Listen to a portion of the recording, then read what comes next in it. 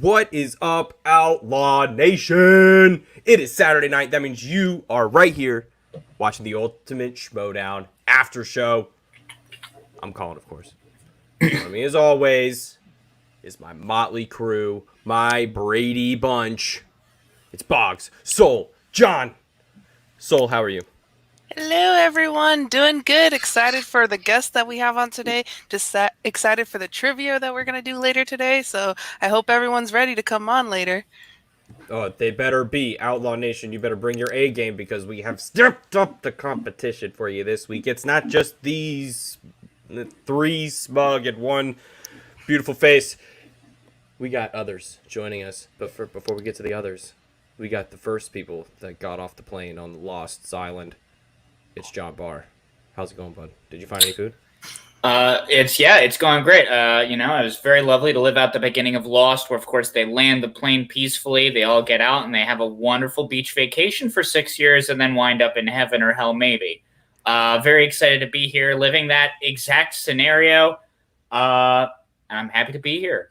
I was trying to remember any other detail about Lost. Yeah, I was going to say, I was waiting for the backgammon comment, but I was trying to pull anything, and then I was just like, "That's okay." I come up with Game of Thrones. Like I was just like, "What?" That's okay. It's all right. Which one was the Hobbit? Pippin or Boggs Merry? lives on an island in a sense. So how's Boggs doing? Well, we all live on islands, really, if you think about it. But yeah, thanks for spoiling Lost. Anyway, I haven't seen it. Just joking. It's my favorite all time. So yeah, love Lost. But no, I'm all good, man. Just obviously watch the Black Cinema Exhibition match. We're going to review it now.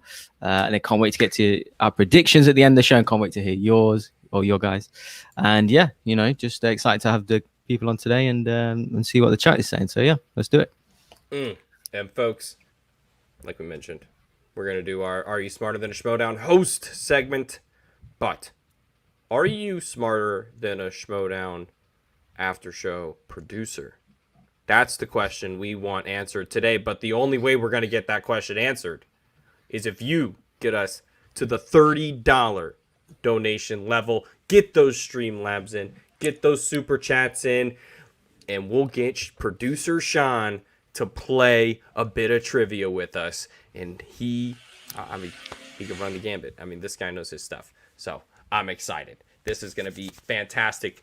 Before we bring in our guests, Soul, you like to round up those comments. The best comments of the week from last week's video. What do you got for us? Okay, we got 50 Shades of Geek last week saying, Dianoga, that's the answer to the Star Wars question that was changed. Totally didn't look that up. I knew it immediately. You can't prove anything. He's right. We can't. 50, I'm going to be honest. You could have written anything. You could have just said, like, Buster, and that's the right answer. And I'd just be like, yeah, look at that. He's got it. I'm sure you didn't Google it. I'm not going to fact check you.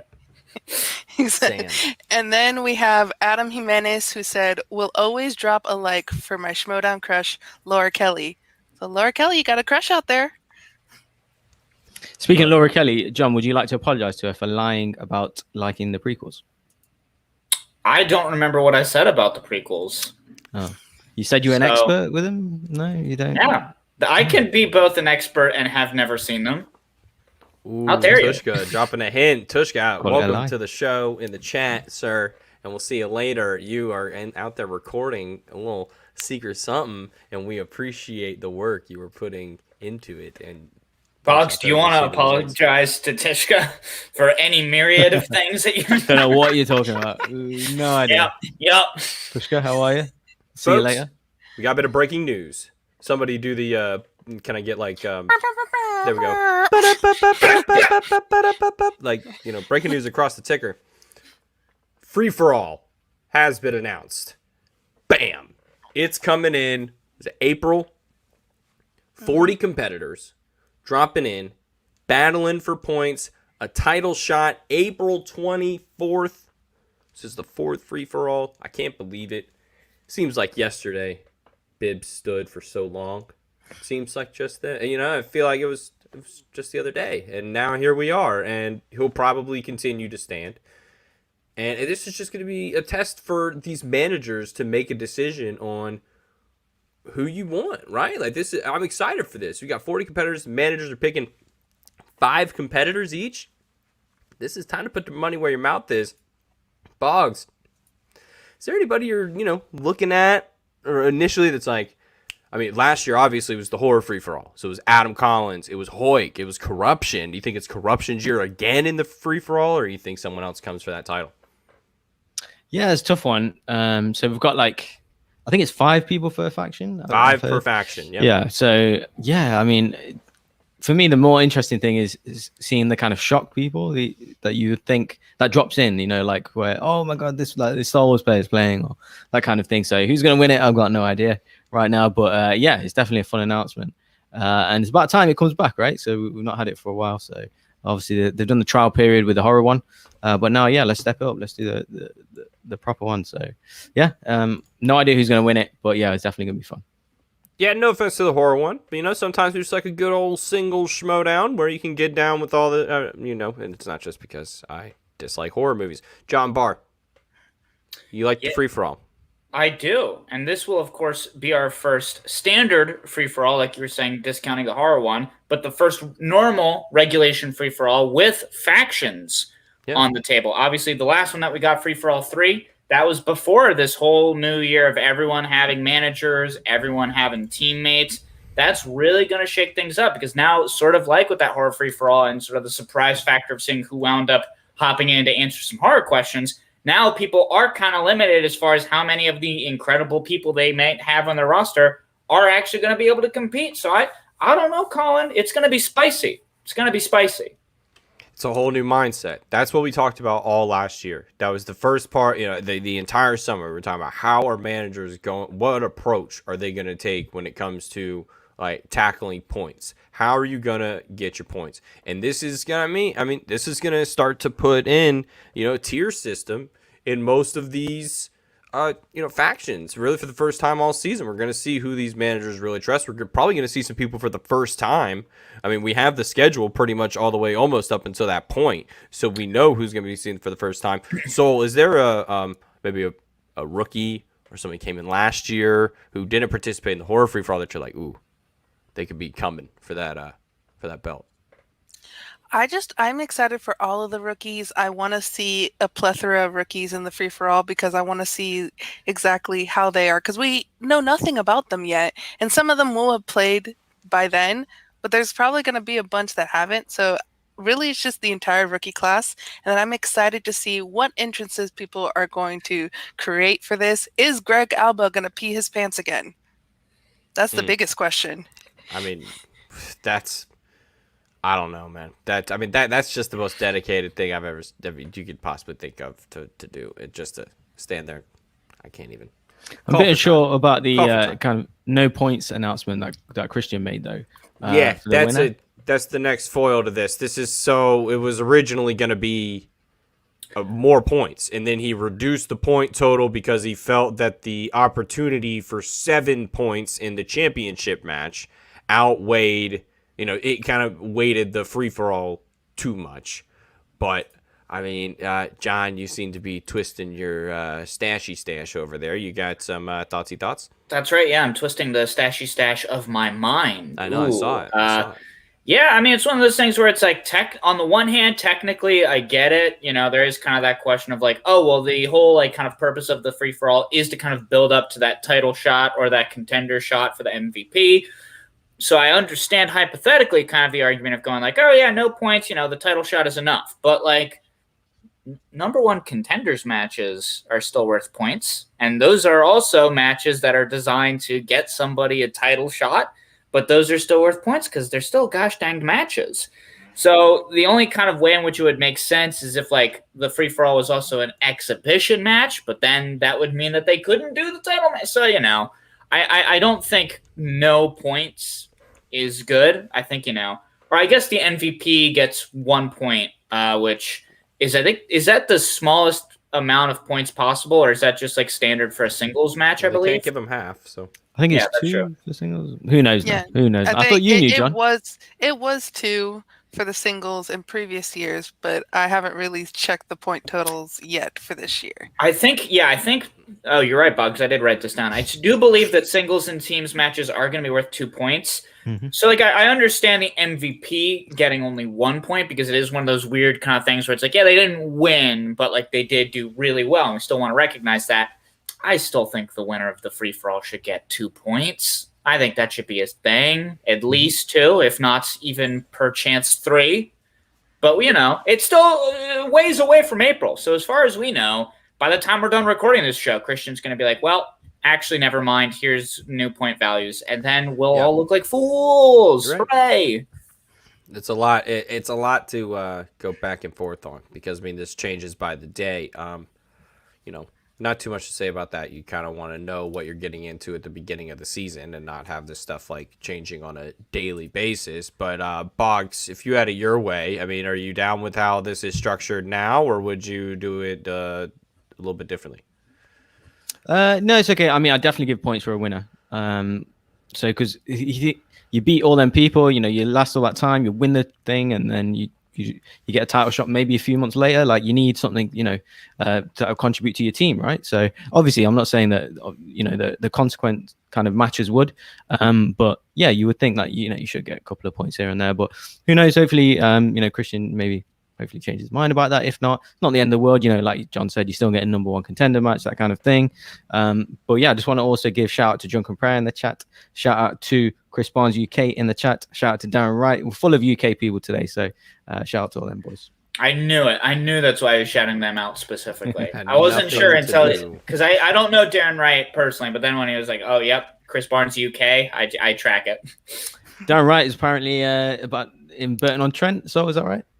Yes, that's where he's that's at. about 8 miles away from me right now, so I do need to meet the man. But yes, nice for you to join us. So, final thoughts on the free-for-all? It's been so long since the last one, and like you, Colin, I am not a horror fan, so I didn't know really any of those questions at all, and I like to play along, even though I am bad at trivia. I don't answer questions, I make questions. But I'm excited for this to happen. I'm excited to see who comes up. I'm excited to see who wins. It's always excited when free-for-all comes around. Absolutely. Our next bit of news. So, we've been pushing this off for a few weeks, to be honest. We're going to come clean. We're an honest show here. Schmodown slices have been a topic of conversation since the championship match in the Innergeekdom. We can go. New slices popping up, already making a name for themselves. You know, you never want the ref in a game of basketball, you know, to make it all about them. But it seemed like the questions and the categories seem to be a topic of conversation across all Schmodown platforms. So I'm going to throw it around the horn. John Barr, I'm going to start with you. You got a couple Schmodown slices that you're looking forward to this year for whatever reasons suit your fancy. Absolutely. Like I said when we did talk about that Innergeekdom championship match, the graphic novels question I do find very exciting and interesting just because there are truly so many movies that are based off of graphic novels because, of course, studios must have that friggin' glorious, that tasty IP. Oh, we love how everything's got to be something else, don't we? Don't we love that? So I'm very excited to see kind of like what winds up getting made into a question for the Innergeekdom category and how much that winds up getting all switched around because certain movies aren't geeky enough because they're built off comics. It's going to be a hotbed for discussion. And then on the flip side, singles category that I'm excited to see, Nick Cage movies. Because some of them are good, some of them are real bad. Basically, all of them are glorious. And we're all going to be feeling like Abed from season 5 of Community. We're just watching every single one, trying to figure out if he's a good or bad actor. Oh, it's going to be great. That's mostly just a plug for the TV show Community, but also I am excited for the Nick Cage slice, Colin. Fair. I'm going to give my one, and I'll throw it over to Boggs. I'm kind of nervous about this swashbuckling adventures thing. It's a bit... Nah. Sure, you could tell me that a guy's gonna wear like a Jack Sparrow, you know, costume to a Comic-Con, but you know, I don't think he's doing that. Indiana Jones, I'm down for, but that was like pushing it. It was like Indiana Jones is like the precipice of like it's geeky for reasons outside of the movie because of things that like it's George Lucas, it's Lucasfilm, all that stuff, and Steven Spielberg, of course, and it's all this other stuff. The Lone Ranger, like I really got the Lone Ranger in Innergeekdom. That's just like it's a whole different thing. Boggs, we were talking about this earlier this week. Your thoughts on swashbuckling adventures, and then your picks. I mean, I love the movies, really, the swashbuckling movies. So I'm okay. Like, it's okay for me. Like, yeah, I sometimes you think, oh, like, is Zorro really in a geekdom, or like, like he wears a Lone mask. Ranger? Yeah, but I like the movies. I do got a affiliation for them. So especially growing up, like the kind of live action Disney movies and stuff. So I'm quite happy to see them in the game.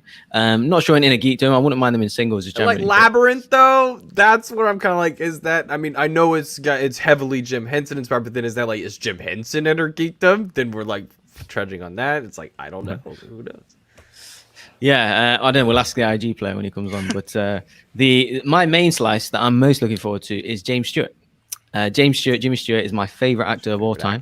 Yeah. I know his filmography, back to front. So yeah, it would be wonderful for me to see his movies getting a mention and see what people know about them. Obviously older movies and stuff. So yes, definitely most looking forward to that for me. Absolutely. I've never seen. I don't know if Kevin Costner slices have ever been seen before, because me and Sol just done a show earlier on today on we did like top 5 most emotional like tearjerker moments in the movies before. 2 of mine were Kevin Costner ones, so I was like, oh, okay. So yeah, it turns out I really like the guy. But yeah, that's he's definitely one that I wouldn't mind. And he does a lot of baseball movies. So Boggs, if you want to watch some more baseball movies, there you go. Yeah, every one of my tearjerkers would be from sports movies. So okay, that's easy. Sol, how about you? What are your which categories are you looking for? So, like Boggs, I like the swashbuckling adventure just because I like those movies. I'd rather see them in singles than IG, but I just like that those questions are going to be asked about. And so I'm excited for that category. And then category probably because I've helped Winston try to bring this forward is Black cinema, because I've seen those movies. Those movies are hilarious. It's going to get people to watch those movies, know more about those movies. I would agree with some people that they should have just been asked about in the other categories and that we shouldn't have to have a Black cinema slice. But I like the fact that they're going to be asked about. And maybe in the future we won't need the slice and they'll just be asked about in all the other categories. Bingo. That's what we're looking for. That should be the mission statement of the Ultimate Schmoedown Aftershow. Folks, this show, it ain't just the 4 of us. All right. And this, Boggs, would you do me a favor? Would you mind asking Sean what the total is for his play in? I don't know. Already? Yeah, Sean, please give us an update. Let us know. Message us or something. We're just waiting. No update as of yet. But yeah, anyone send in your stream lives if you want to see Sean play. If anyone wants to whoop Sean at trivia, because you guys all know him in the Patreon. So yes, get him down. Let's get him down playing. Send in your your stream lives, and of course questions as well for Amaru. He will be coming on very shortly. It's at a 0. No stream lives as of yet, but yeah, send them in, guys. Come on, it's at a 0. At least get it to a 5. 30. 30. It's nothing too crazy. But let's get a little crazy. Let's get a little weird, because we got a great match to talk about. But it's not just the 4 of us. We can't do it just with us. We had to bring in the big guns. So without further ado, I would like to introduce one of the newest competitors in the Schmodown, Mr. Amaru and Aisha from the chat and producer Sean. Bah, bah, bah. Bring them on in. It's time to get down and dirty and talk about this Black cinema match. I'm going to hand over the reins to John Barr to start off. And just, before before we do that, sorry, I already want to talk about the match. I was gonna say, we definitely don't need to just cut get to in. me I'm ready right to talk now. about the match, guys. I'm ready to go. I'm ready. It was so great. I loved it. Honestly, I think Soul was messing with me. I think she was telling me I wasn't gonna like it, and I loved it. It was one of the best matches I'd seen in the last 6 months. Amaru, how are you doing, man? This is like your first appearance on the show. We're happy to have you. You're rookie sensation that's sweeping the nation, man. I'm glad to be here. Thank you so much. I said it backstage, but I'm gonna say it on not right now. Mike Shea, where are you? Oh, What happened, fam? Oh, it's called. Come on, He's bro. running. You owe me one. You owe me one next time. But I'm very glad to be here. I'm so excited to talk about this match, and I'm excited to meet everybody here. So let's do this. we've been hearing about you for months, man. Mike and I had a conversation. He was telling me about the league he was playing in and how he was studying, and then he messaged me the next day, and he was like, "Man, it didn't go great, man. It didn't go great. I'm gonna take a day to myself. I'll talk to you tomorrow." I was like, "Oof, that had to be bad. That had to be bad." So we're looking forward to you. But it's not just you, man. We got Aisha Kenya from the chat. Welcome to the show. Thank you for having me. I'm doing good. Doing good. I have my my poetic justice shirt on. Yes. Repping my colors, you know. I'm ready. It was so funny. I was looking for the shirt for forever, and I told my daughter, I was like, "Can you go look in my closet and get my Tupac shirt, the black one?" She's like, "Yeah, I got you." Tell me why she came back with a black shirt with Chris Brown on it, and she was like, "Here you go, Mom." I was like, "Oh, this generation." About 20 years off. A little off. Sean, it's been a minute. You know, you come on the show and we at the end and we talk our talks and our picks, but now you're here for the main chat. Let's get into it, bud. I'm excited to talk Schmodown with you. I'm also wearing my Black Panther shirt, so you know. Look what I got. Let's get ready. Let's go. I got a Killmonger shirt in mine. I got it's the mask that he wears. It's one of my favorite lines in all the MCU. And he says, "Oh, don't tell me that's vibranium too." And he says, "Nah, I'm just feeling it." And grabs it. I'm like, that's When he was dressed like Vegeta, right, Aisha? When he dressed like Vegeta. Oh. Best shirt. Y'all got me. Y'all caught me 100%. a couple days late. I have the Black Panther Outcast sweater, you know, the Stankonia one, where Andre's doing like this, but it's Killmonger and T'Challa, and I have a rotation of like 6 or 7 sweaters. Since the pandemic, I have been wearing nothing but those. So you just caught me on my cap day. So It's all good. It's all good. Good enough. Hey, Yeah. Captain America's gonna be black in this next show, so you got it. let's go. I've had the comic for 7 years. I got the Sam Wilson on the cover. I'm getting that thing graded in a couple. Like that's gonna go up in value. Now it's real. Now we cannot wait. Let's get into this match. I am so excited because this was just incredible. I love a four person match. I mean, you just get all the content. I mean, just feel like it can go forever. John Barr, we're gonna swing it to you, man. Round 1. Get into it, buddy. How did this thing shake out?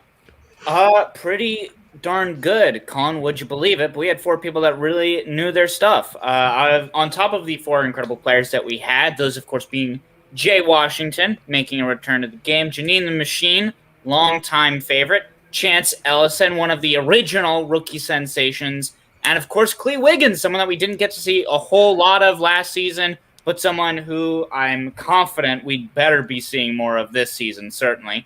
But then also, the match was hosted by Winston Marshall, the face of Swag, one of the best factions of last year. And then also someone I was very happy to see, Daniel Radford, who I think is one of the funniest people I've seen doing these kind of various pop culture, entertainment, internet shows. So I was so glad that we got to see her back, if only for a moment, asking these 8 questions in round 1. And everybody knew a fair number of them. Clea only got 5 out of 8, which is definitely still a good score, but was the lowest of the scores.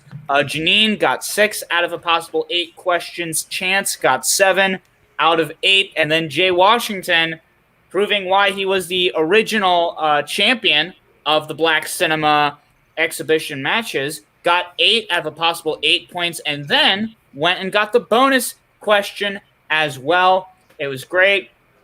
I'm going to go ahead and toss it over first to you, Amaru. Were there any questions where you were like, oh man, like that didn't deserve to be a 1-pointer, or were there any that you were like, this is 0.25 points max, this is too easy? I don't know whether or not there's any that don't deserve to be a 1-pointer. I just remember out the gate going blaxploitation. I was like, oh, they serious. They're going into this. That I was not expecting it. So from there, I was like, well, this is gonna be fun. And it was, because I definitely did not know that one. Kind of young, just a little young. But no, it was fairly even. There were a couple here and there that were like, all right, this is mad easy, fam. And then there were others where I was like, ooh, I do not know this. I do not remember this. Yes, I like the ballads. And I was so glad to watch Jay just run the table in every single comment that he had on it. And of course, we knew Denzel was popping in like 3, 4, 5 times. So every time his name come up, like, just take a shot and we're good. The king. I think he hit for the cycle where they asked a question about starring, who starred with Denzel. Denzel directed. They asked the one Denzel directed song later. I mean, Denzel, he did it all in it. I mean, he always does it all. But even in the Schmodown, Denzel proving untouchable. For sure. So I really, really enjoyed round 1, especially out the gate. Absolutely. And then I thought it was a very interesting start to round 2. I want to talk about the fact that Chance was the first to go in round 2, first in the wheel round. He spun opponent's choice, which meant that all 3 of his other competitors kind of got to make a decision about what he spun. And Klee Wiggins just straight up refused to offer any insights because she was just like, yeah, he's my faction mate. I don't want to give you guys anything on him, which I thought was so, like, especially petty because it's like Jake isn't going to play again after this. There's truly nothing he could do with any information claimed here. It's game tape, John. It's game tape. You know, it's on the record. So she's trying to protect her boy. It makes sense. Yeah. Well, and how do you think, Sean, how do you think Chance did with 80s, the category that he may or may not? I mean, how do you think he played it as far as, like, not giving anything away when his opponents are trying to pick something for him, and then how he handled the category?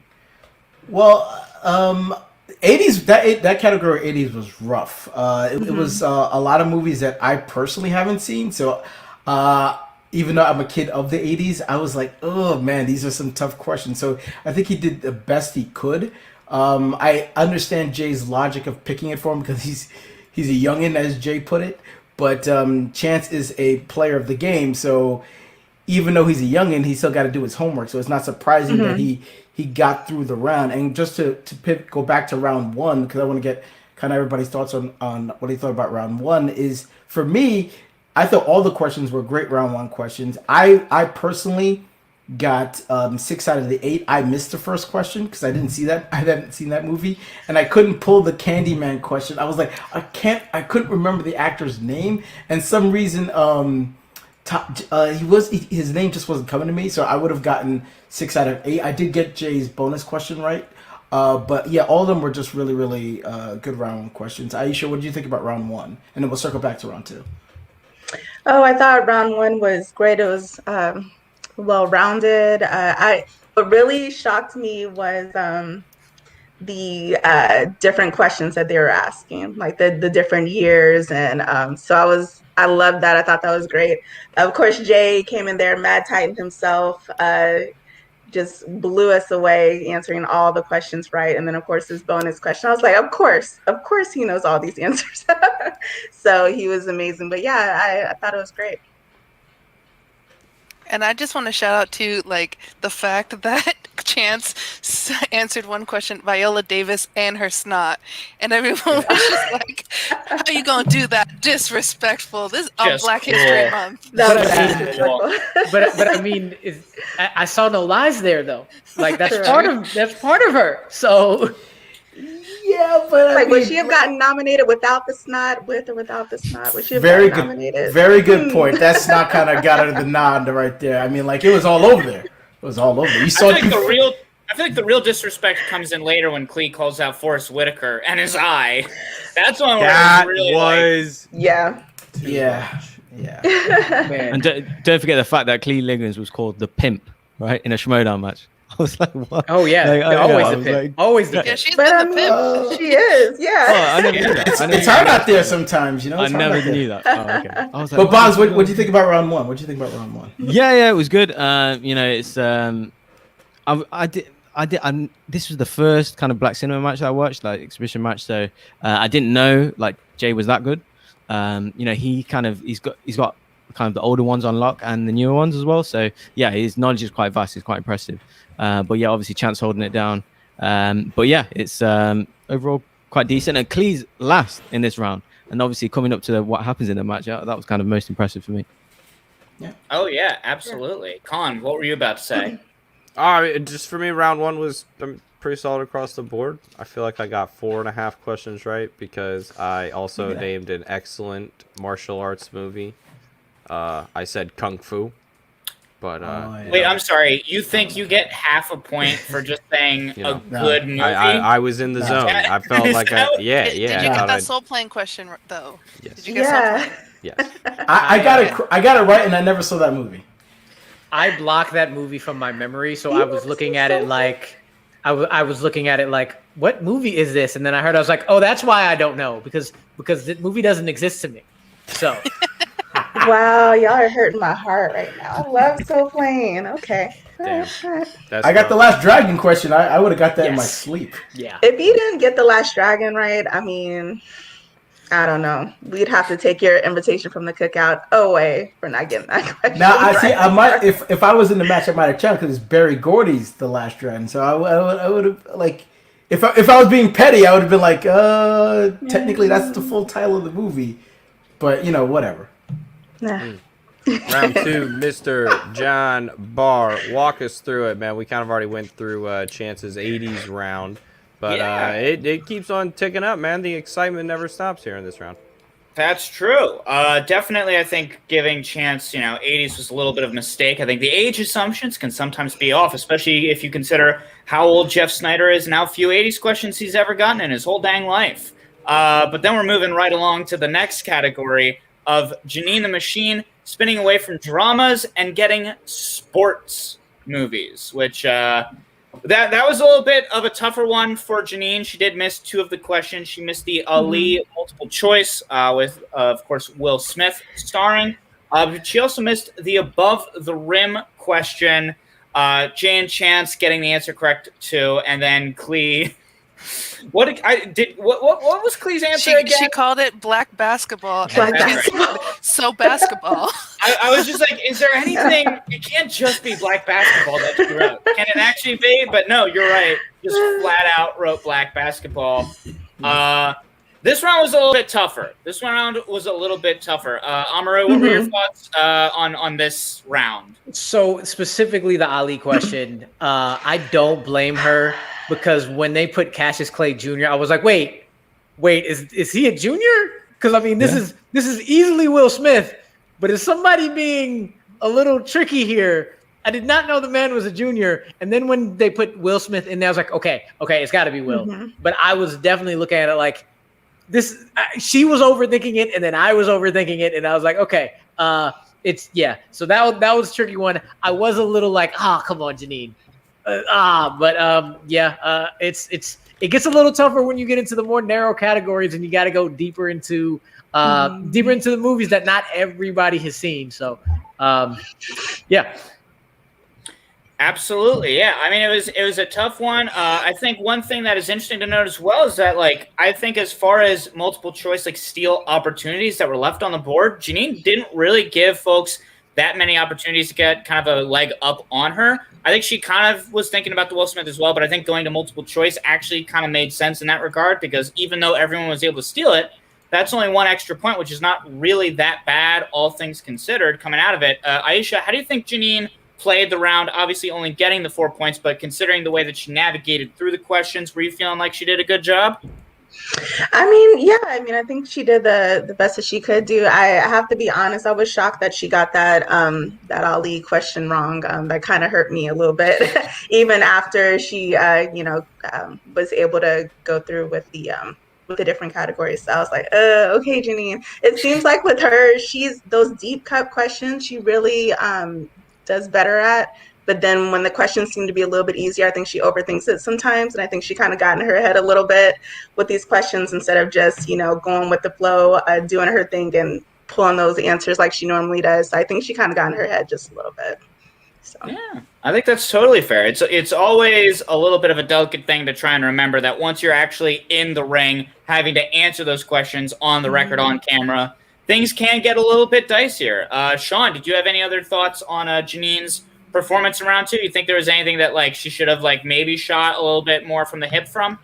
Yeah, I mean, with the Ali question, I mean, I see what PJ was trying to do with putting the junior in there, but I mean, you just she should have went a little bit more aggressive and just say Will Smith. I mean, if you guess, obviously she would have guessed right, but if you guess wrong, I mean, the odds are you would guess it right. So my thought process is I can understand her going to multiple choice in a regular match, but it's an exhibition match. Just guess.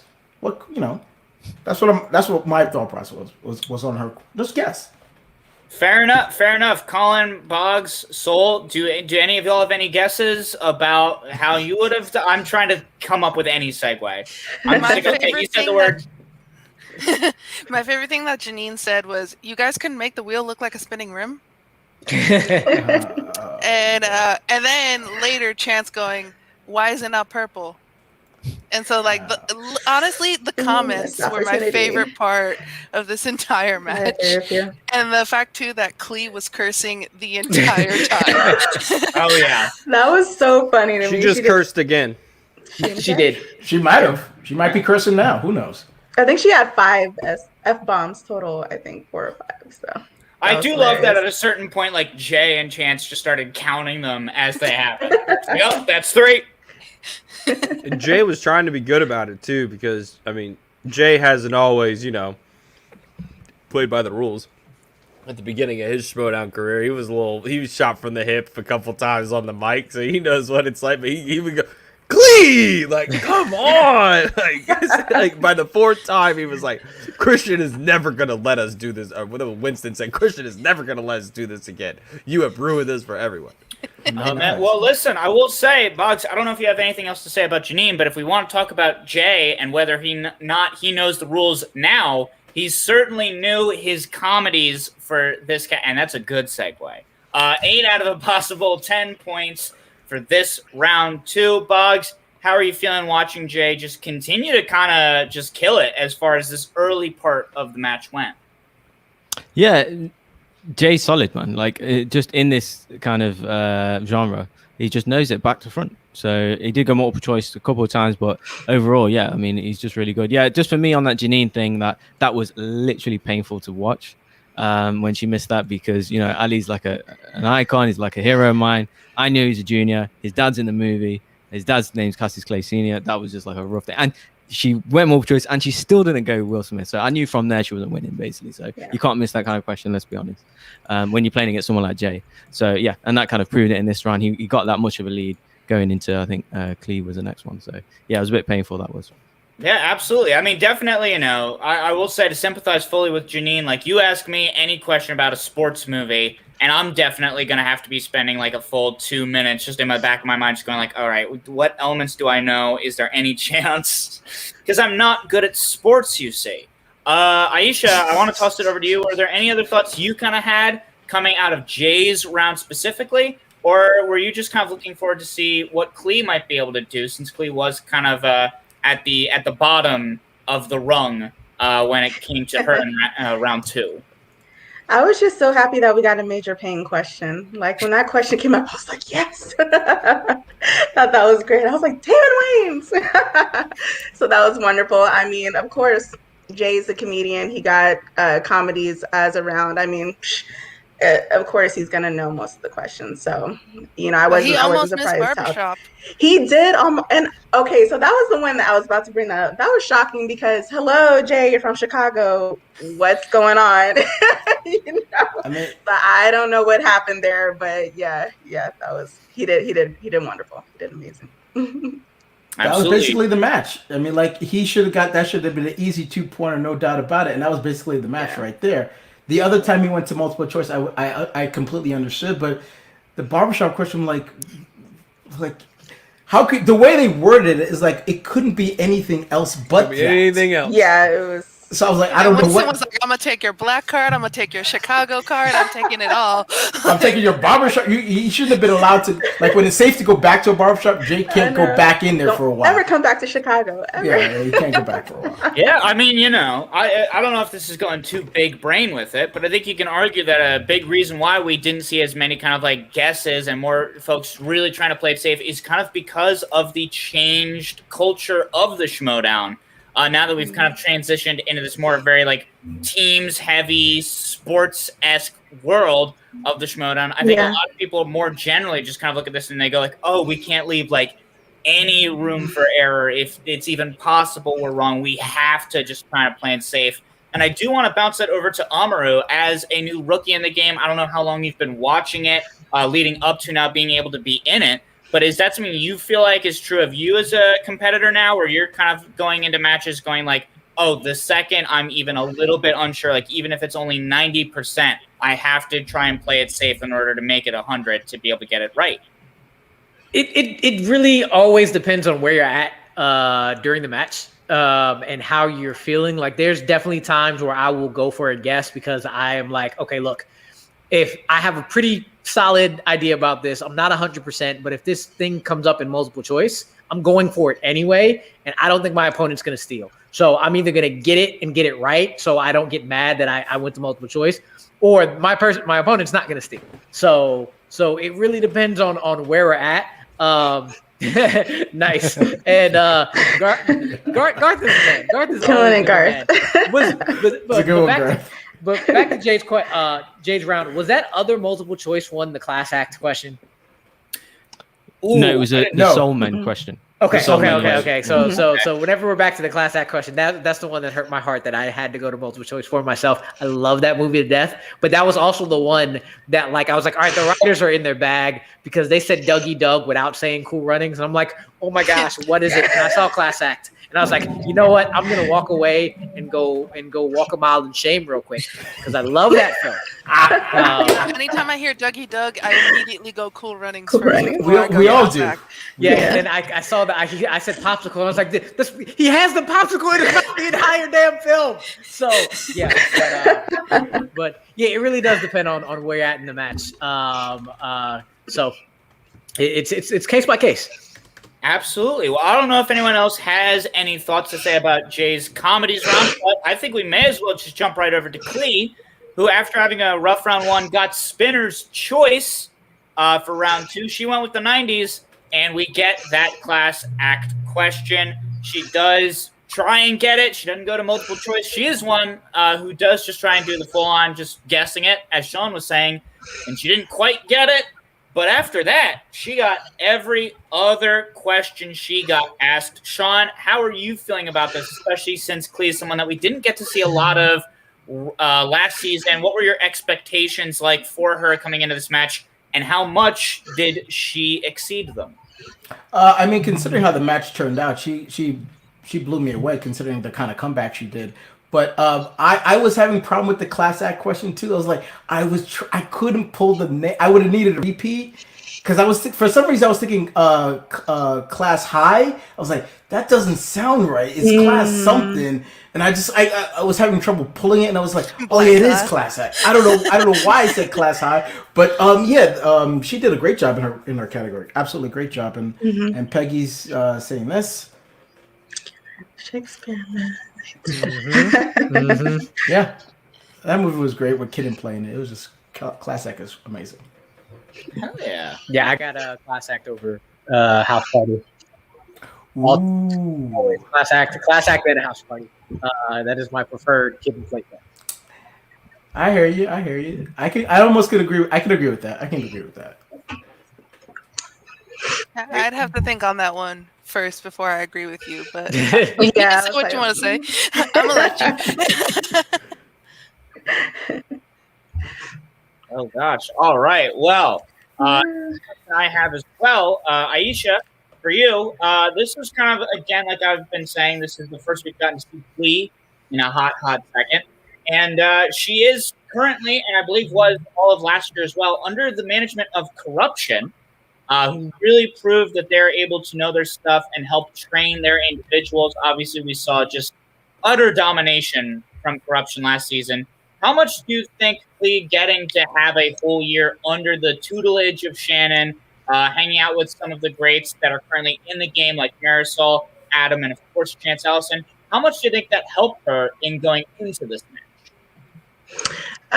Well, I mean, it seemed like Clea woke up that round. It seemed like she was kind of chilling. She had her drink, she was laughing, she was dropping F-bombs, and then, something woke up and she was like, nah, we're not going to do this. Not this month. We're not going to play any games. So that was probably Shannon, lighting a fire inside of her and waking her up a little bit. She was probably like, you know what? Shannon is not going to be happy with me if I come back and if I don't take this win over here. So yeah, I definitely noticed a spark in her, and she was like, "Nah, we're not going out like this. We're not going out." So I was very happy for her, especially after the win.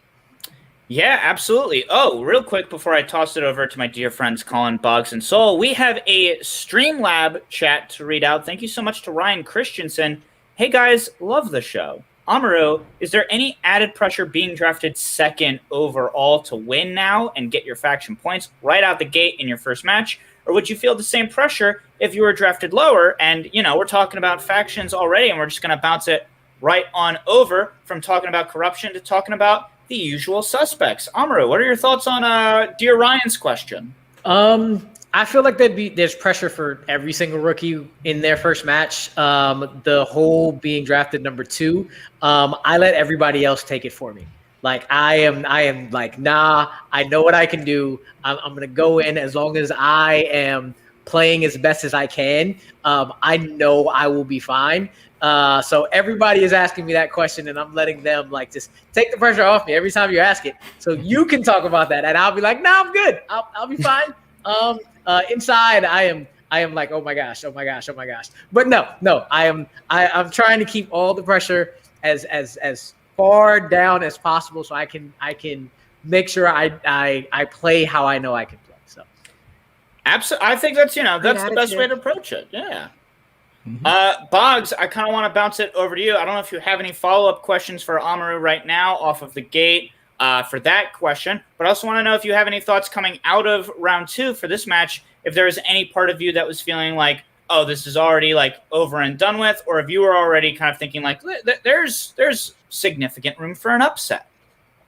Yeah, it was more the latter actually, because, Clea has a very unassuming way about her. Like, she just seems like a nice lady that just kind of turns up and then like, oh no, she can play. Like, she really knows her stuff. Didn't go multiple choice, obviously, at all. Shout out to the Preacher's Wife question as well. I love that movie. Mm-hmm.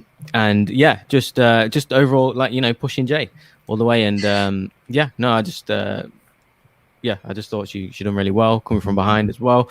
But yeah, Mario, quick kind of question about the whole usual suspect situation. So obviously being drafted second, I think the kind of public consensus is, I'm sure you're aware, but public consensus is that, there's kind of 2 ways of how people see you is, let's see what he's got. To be drafted second with so many people, whatever. But the other hand is some people might want to see you lose. Like, let's see what this rookie's got, like there's kind of 2 ways. So it's a bit of a kind of, although that you say there's no pressure or you're trying to suppress the pressure, but, really there's 2 kind of ways people are viewing you.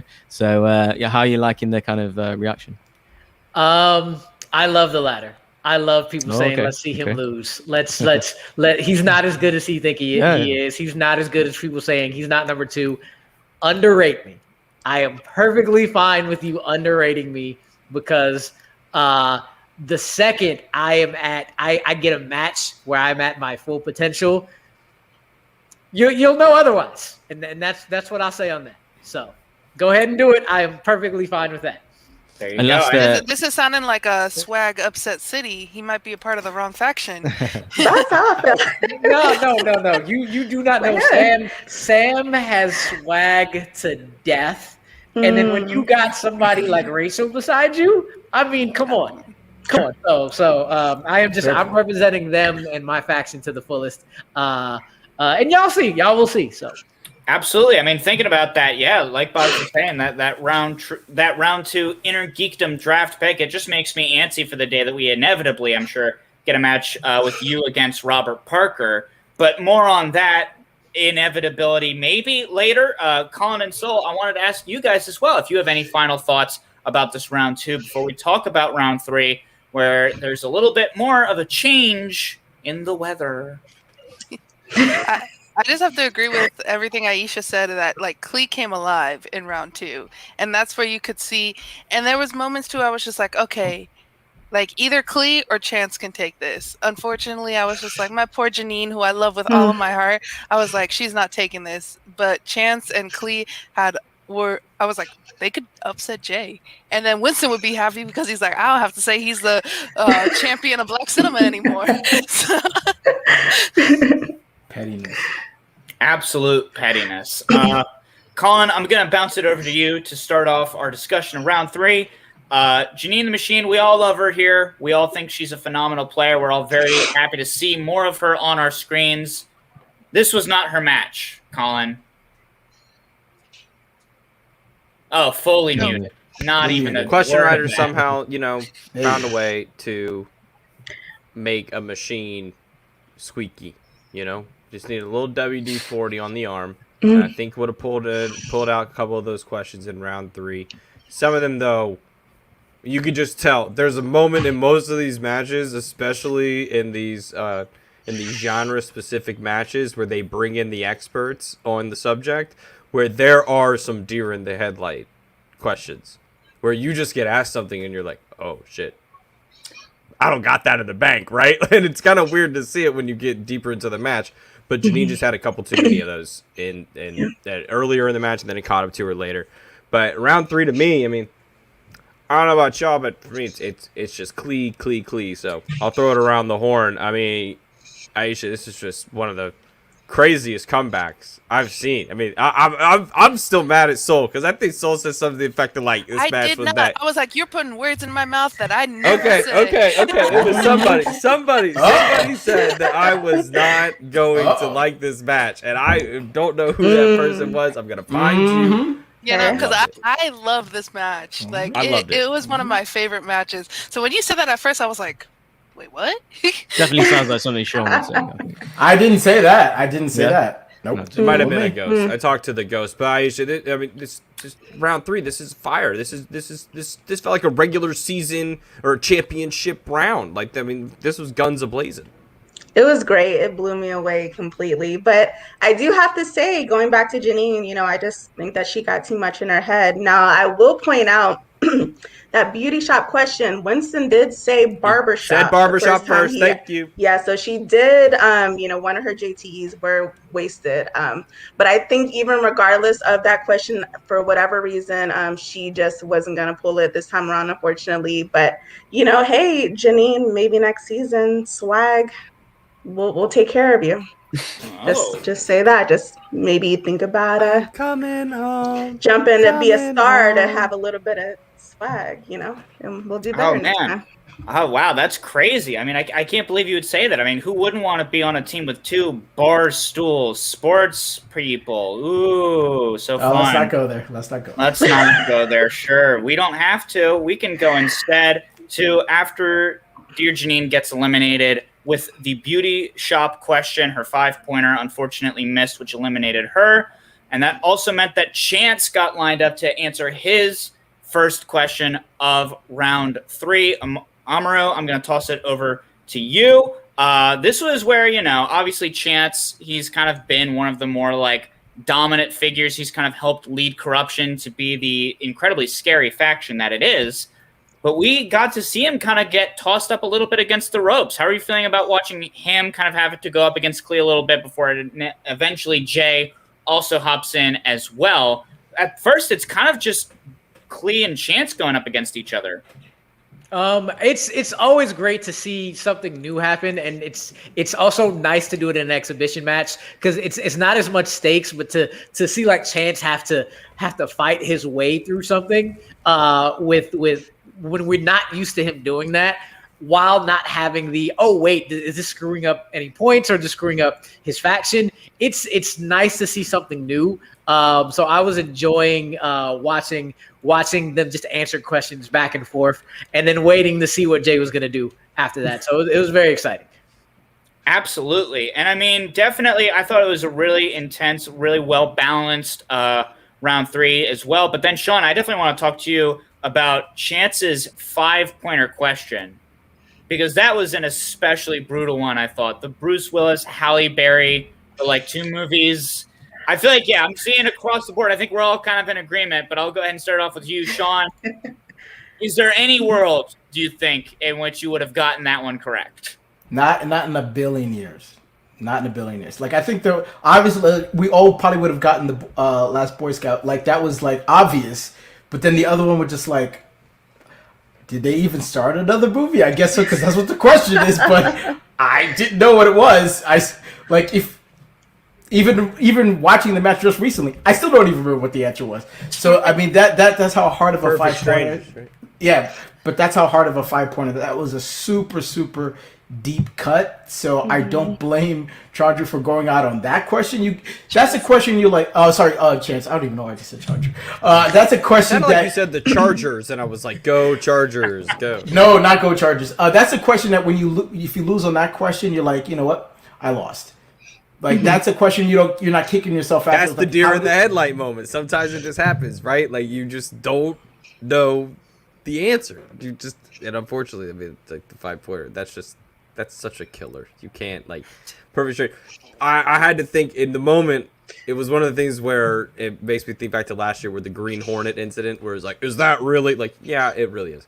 But is Perfect Stranger black cinema?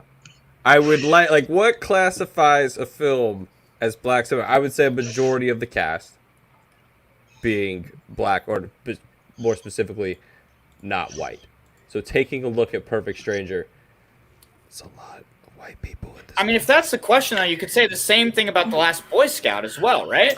Well, here's how I'll defend this in this exhibition match. I think this was just movies about black people and black directors and black actors in it. Would I put this in the black movie slice?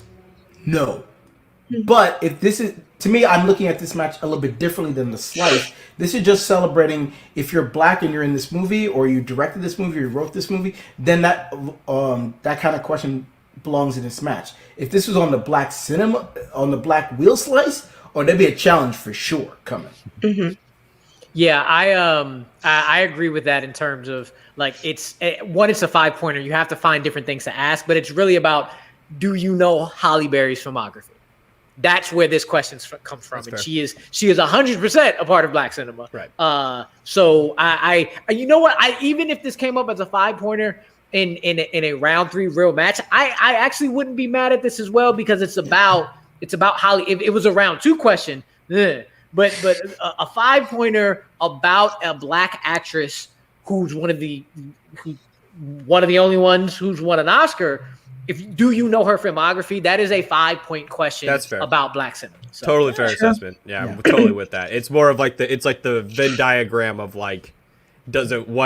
yes, Halle Berry totally classifies as part of the black cinema category, and and then what else is part of it? Yeah, it's just. I mean, the second He just wants to get rid of all the white people. He just wants to. I was gonna say, the second you're drawing whole diagrams to try and figure out the movie trivia remembering game, you might have given yourself a little bit too much work. But one of the questions that honestly I got the most fired up about was, and I wanted to talk about this, Jay's 3-pointer. Because that one, I was also right there with him, where I was I know the exact friggin' guy that they're talking about. I remember even watching the pilot to 24 Legacy, the reboot of the TV show 24, in which this guy stars in. But for the life of me, I could not pull the name Corey Hawkins. I was going through his entire filmography. I was oh yeah, he was in The Walking Dead, and they wrote him off in a really silly way. But Aisha, I also wanted to ask you, once we got to Jay's questions, he had a couple of tough ones that he completely missed. Were there one or both of those that you were oh, this one's pretty easy, I was able to get that, or like, oh wow, these are out of my league, tough? No, honestly, I didn't know those two either. So no, not at all. But again, I feel like Jay, he knew those answers. He did. I just think that he just maybe got a little bit cocky, just a little bit, and kind of let his guard down. And was like, I got this. And then those questions were like, he was like, oh, okay, well, let me get back on it. But it was a little bit too late. So sorry. It's a very Mad Titan thing for him to do, to just be like, yeah, I already won the belt. I've got all the stones. I can just kind of chop. Oh, who gave Captain America a hammer? Whoops. And then just that was exactly. That was what we got in this sudden death round, which I was very excited to see. It's always fun when we get to see a sudden death round, and I was not expecting it. Amaru, were you expecting that things were gonna get this close, and how excited were you going into this kind of extra round, essentially? I was very excited. Always glad to hear more questions about Black cinema. But as Boggs mentioned earlier, where Clea was at the beginning, was not expecting that to come up. I was laughing my behind off the fact that 2 of her round 3 questions were movies she's had some type of connection with. And it's like, well, that's going to definitely help you out. Schmodown. She's like, oh, and that's cool. Specifically, I thought Jay had won it. And now every time I think of Antoine Fuqua, I was like, wait, Antoine Fisher, I was like, did Fuqua direct it? Did Denzel direct it?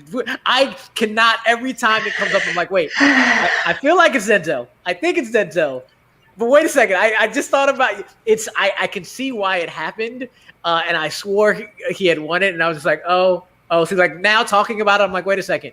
Which one did direct it?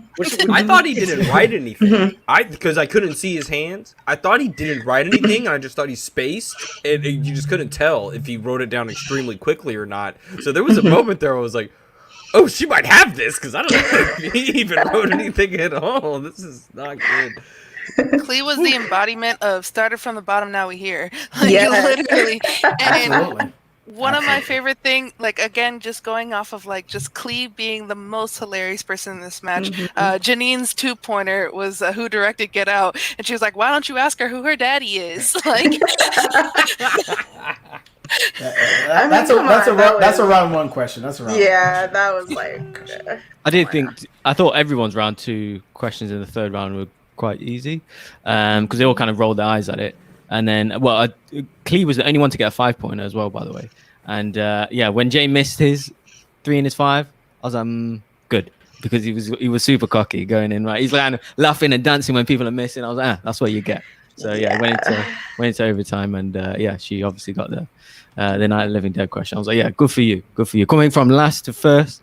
Knocking the Mad Titan off, the cocky guy. So That's Boggs' favorite thing, is getting to see those underdog stories. That's a big thing with Boggs. I did figure that. I was kind of like, oh, Boggs is like especially happy. This is what he loves to see. It's Jay's own fault. I mean, if he would have got that barbershop question, there would be no sudden death. He would have won. So it's his own fault. Monday morning quarterback, but that's our job. And that was a fantastic discussion. But before we get out of it, I did have a couple, like, Soul, you realize Corey Hawkins, that's your Benny in the Heights. Yeah, so that's your little connection there. And Amaru, a little IG question for you. Corey Hawkins makes an appearance in what MCU film? Oh, you went MCU. I thought you were going to go Star Trek. I was about to answer that question. Ooh, he's an MCU movie. I feel I'm gonna guess Homecoming, because I don't know this off top. Iron Man 3. He plays a Navy op on one of the like, he's very short. It was I think it was only one of like his first few like film roles. In September and October, though, we're gonna do the Latino cinema match, right? Yes. We gotta do that. Yeah, I was very stuck on the fact that he's in Star Trek Into Darkness for a little bit longer, so I thought you were going that way, and I was like, see, stopping you, getting you ready for later. It's gonna be exciting. But that was fantastic. I mean, I had a really good time with the match. That was one of the better exhibition matches, and I would like to get everybody's opinion. This was the first. I mean, unless you watched the IG Championship match, this was the first time we'd seen the new graphics setup, and I'm a fan. I loved it. We saw it with the 4, and then it went down to 3, and then 2 is what you'll see on the finished product for most of these matches, where the hosts are in the middle. I love it. I'm a big fan. Guys, everyone, if you got a drink, pour one out for the JTE emoji. If you've been here long enough, pour one out. The JTE repeat emoji is gone. It now just says repeat. I assume that JTE royalty meeting with Skybound did not go very well, and JTE asked for just a little too much. Folks, JT needs to bring his lawyer in. Well, I think it's fine because I'm pretty sure JT asked for it to be pulled because he's going to be in the Emoji Movie too. So I think that's part of where it's just logistically speaking, it's like he's going to be a big enough part where Skybound would have to start paying him. And then when his emoji comes up, they just replay the last scene from start to finish, and I just act like nothing happened. But folks, we need your help. Sean over here, he doesn't want to do movie trivia, but you can help. See, I'm going to put you on the spot. Does want to play movie trivia, but you can help. Those poor dogs, they can wait. Sean needs your help. We need $30 to get him into our Are You Smarter Than a Schmoedown Aftershow host trivia competition. So please remember, get him in streamlabs.com/Sean Roca. And also, the super chats if you want. You know, they're cool, but we, you know what's up with the Streamlabs. If you're here, you know what's up. So, every week, you might as well be sponsored by Discord. I don't know why Discord doesn't need to get in contact with you, because you frequent Discord more than any other person I know. And you specifically went to the Outlaw Nation Discord and have some questions for us and our myriad of guests. So please, without further ado, grace us with these questions. Yes. So I'm going to start off with Drunken Prayer over in Scotland. He's saying, what do you think will be the most difficult part of moving from the fan leagues to the main league, Amaru?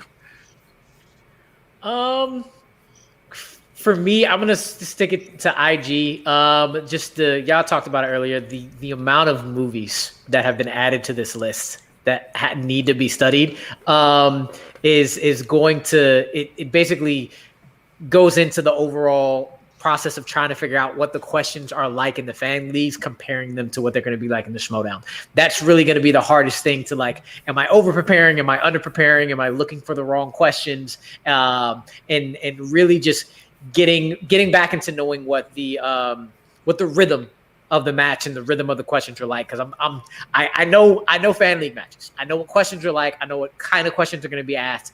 Now I got to go into a whole new league and figure out, okay, I can look at past matches, but I'm the first official match of the regular season, the first non-championship match. So I am completely getting brand new questions in a brand new year in the first match. What are they actually going to be like? And that's probably the biggest transition I'm trying to figure out right now. So, is there any slice? I mean, I know we talked about it earlier, and to talk about the IG match a little bit, obviously, Chandru really kind of took the notion that we've kind of played on in the past as a strength of competitors, which has been go for the new slices, because they usually are a bit broader and you can kind of feel your way around if there haven't been too many questions asked. But that wasn't the case. Obviously, they were championship level questions in that category, so obviously preparing you a bit more. Were there any of the new ones that you saw in that match that you were like, might need to go watch those a little bit more?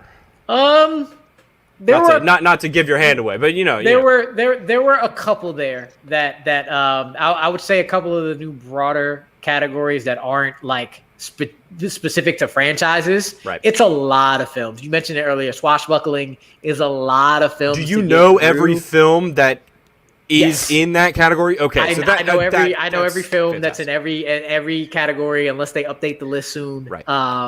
We were privy to what the slices were and the movies in each category. A good minute ago, giving us some time to look them up, study. But those broader ones are going to be a lot to get through for just about anybody and everybody. So, Yeah, Jeremy calling on the chat. Chandra just didn't seem fully prepared for the new questions. Obviously, maybe not fully prepared, but like it's kind of like it's a new flow, right? Like you get into your MCU, bang, MCU. I know exactly what movies I'm dealing with. I go to Star Wars. I know exactly what movies I'm dealing with.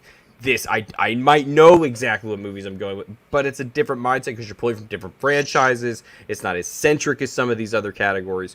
So going forward, it's going to be interesting to see who maybe makes this their category, their thing. Everyone's kind of done that in the past. Everyone's got a strength. It'll be interesting to see who rides out with swashbuckling at the end of the year.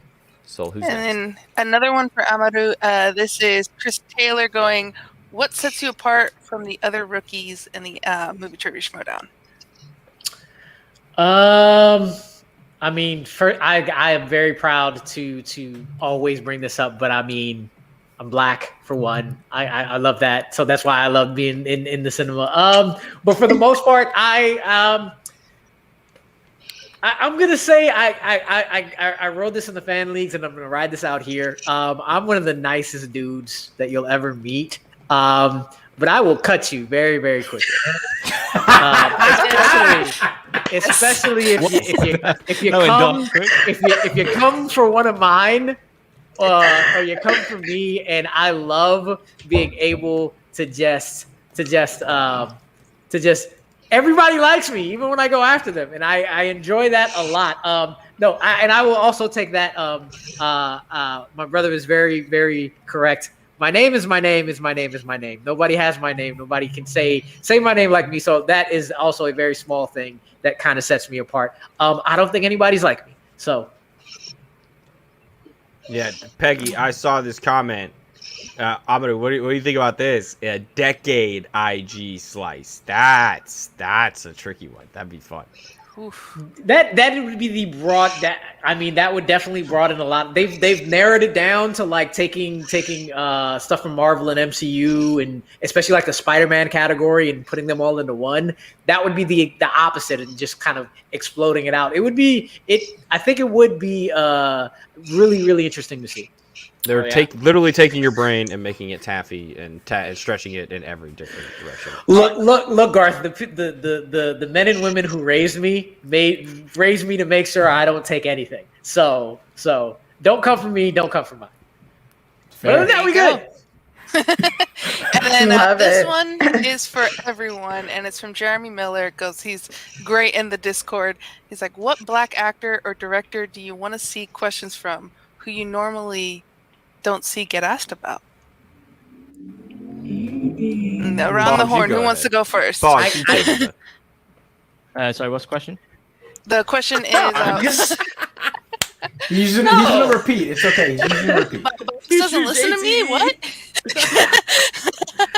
What black actor or director do you want to see questions from who you normally don't get to see asked about? That's a good question. Idris Elba. He's got a large filmography. Whitney Houston can have her own slice. She's got some stuff. Mahershala Ali. Yahya Abdul-Mateen. It's endless, really. Go Bears, by the way. Sorry, he was my mentor at Cal. So anything Yahya, nice. I stand. Oh, okay. So there you go. I was gonna ask Amaru, who would you like to see then? My go-to answer is always Lakeith. Lakeith Stanfield is killing it. So I'd love to see, especially because he can do anything, and he's in all types of different genres. So Lakeith for sure. And Sean? I think in honor of his passing, Chadwick Boseman, I think he deserves his own slice now. He has just enough movies to justify it. So I just think, especially with the two that came out after he passed, so I just think he deserves his own slice. Corey Cameron in the chat, Whoopi Goldberg, great shout. Bernie Mac. Yes, that was my that's a guy great one. growing up. Bernie Mac was my guy. It was something about. I watched the Bernie Mac show every day. Channel 13, UPN, coming in 3:30 after school, And it was like Bernie was my guy. Like Mr. 3000 came out. I was like, oh, sports movies, of course. And my favorite Bernie is when he's just absolutely crushing it in the Ocean's movies, just totally taking the comedy like stick for the entire movie and running with it like 1,000 yards ahead of everybody else. I think he covers decades. I think we've read. And then Jeremy Miller in the chat going John Singleton, 100%. Aisha, who would you like to see? Danny Glover for sure. He's one of the GOATs. Lawrence Fishburne, John David Washington. He's killing it. Who else? I don't see a lot of Kerry Washington questions. I would love to get her in there. Regina King. Yes, Corey. Regina King. Especially now she's a director too. Like, man, she did in so Miami, amazing too. So good. She did so good. Tandy Newton, I'd like to see. Yep. Oh yeah. Yes. Yeah, for sure. And then That's good. I'm gonna just because I want to see more Afro Latinos as well. So I'm just gonna say Laz Alonso, Mother's Milk himself. He needs to be in it. Like, not only is he fine as hell, but like he's also a good actor. John, anyone you'd like to see? Yeah, definitely a little bit more niche, but Tim Meadows. I feel like he's someone that we, don't often talk about, but like he is definitely one of the like all-time great kind of like comedy character guys that you could kind of like place him in. Like he's got some of the best scenes in like Walk Hard, which is one of my favorite like comedy movies. The Dewey Cox story. Let's go. Of course, dude, he's so good in that. I feel like Tim Meadows definitely warrants more questions about him specifically. Oh, there you go, Christian. Add these slices. Yeah. And before we do that, because Peggy definitely had in the chat after Lakeith, because he came to mind first, but I think before all of them, I agree with Peggy. Don Cheadle definitely needs to see yeah, yeah. of course. Oh, yeah. 100% Don Cheadle. Yeah. Hands down now. Oh, this is a good He one. can flex Good job, Becky. absolutely Good. everything. But folks, the questions, we're not done. We got more questions for you guys. We got some questions coming in from specifically the $10 patrons in the Outlaw Nation. Well, I believe we also have a Streamlab to read, Colin. Oh, Is we that do. correct? Oh, before we do that, we got to pay the bills somehow. From Drunken Prayer, Sean, get your ass into trivia. Rue, Boom. love ya. Aisha, good to see you, girl. Non-patrons, get your asses into the Discord and hang out with us all. Come on! So much fun. So I did just put the link in the Discord. So because there's so many of us already in here, if you can, once you ask your question, please leave the Discord so we can get as many people as we possibly can through here. Nope, sorry, this is the Black Cinema match. So anybody want to do it? I was just going to say, get out! Oh, no. And Drunken Prayer, Chris coming with No, another. he did Cuba flash Gooding the light, Jr.? though. Didn't Winston flash the light? Yes, he did. Yeah. That was a little... But that was- Drunken Prayer in the chat as well saying Cuba Gooding Jr. And Oh Jeremy my Miller said God, he was yes. here. He's Yes, and he stretches yes. everything too, because you look at so many actors, and like especially when you look at minority actors who are leads. Yes. He took the I call it the Disney dick. He took it for a little while and kind of like had this shift in his whole like, well, who is Cuba really? Because for a while in the 90s, show me the money, and then suddenly was like, ooh, Snow Dogs. And I was like, oh, Snow Dogs, let's go. It switches it up, and then The Rock kind of takes the same, thing that he does. Vin Diesel does the same kind of thing. Cuba kind of did that first, where he kind of uses it as a big pivot in his career. Vin Diesel would actually be one because he's half black, so Boom. he'd be in there too. Dorothy Dandridge, Two fairy is questions. another Let's go. good one. She's the queen as well, Dorothy Dandridge. I just very want good. Regina King. I need that to be a slice. So, She's- let's get on that. She's such a talent. Love her. Okay, so we have enough Streamlabs for me to play. I just want to put that out there. Yeah. I will be playing. I will be playing. If you guys are ready, we can bring in some patrons now, unless anybody else. Yeah, Did who's we get first? through all Do the it. Soul questions, Soul? We good? Yep, all good. That was it. Okay. So our first person in is Darren from across the pond. I can't always forget. Is it late or early for him? I don't know. Let's find out. It's late. Hi, Darren. Hello, Hey, Darren. how we doing? Good. Oh, good, Good, man. How how are are you? you? You have a question? I think you may be on the It delay. keeps freezing. So my signal's just dropped out. Sorry. It's okay. What's your Hello, question, Darren. I think he's done.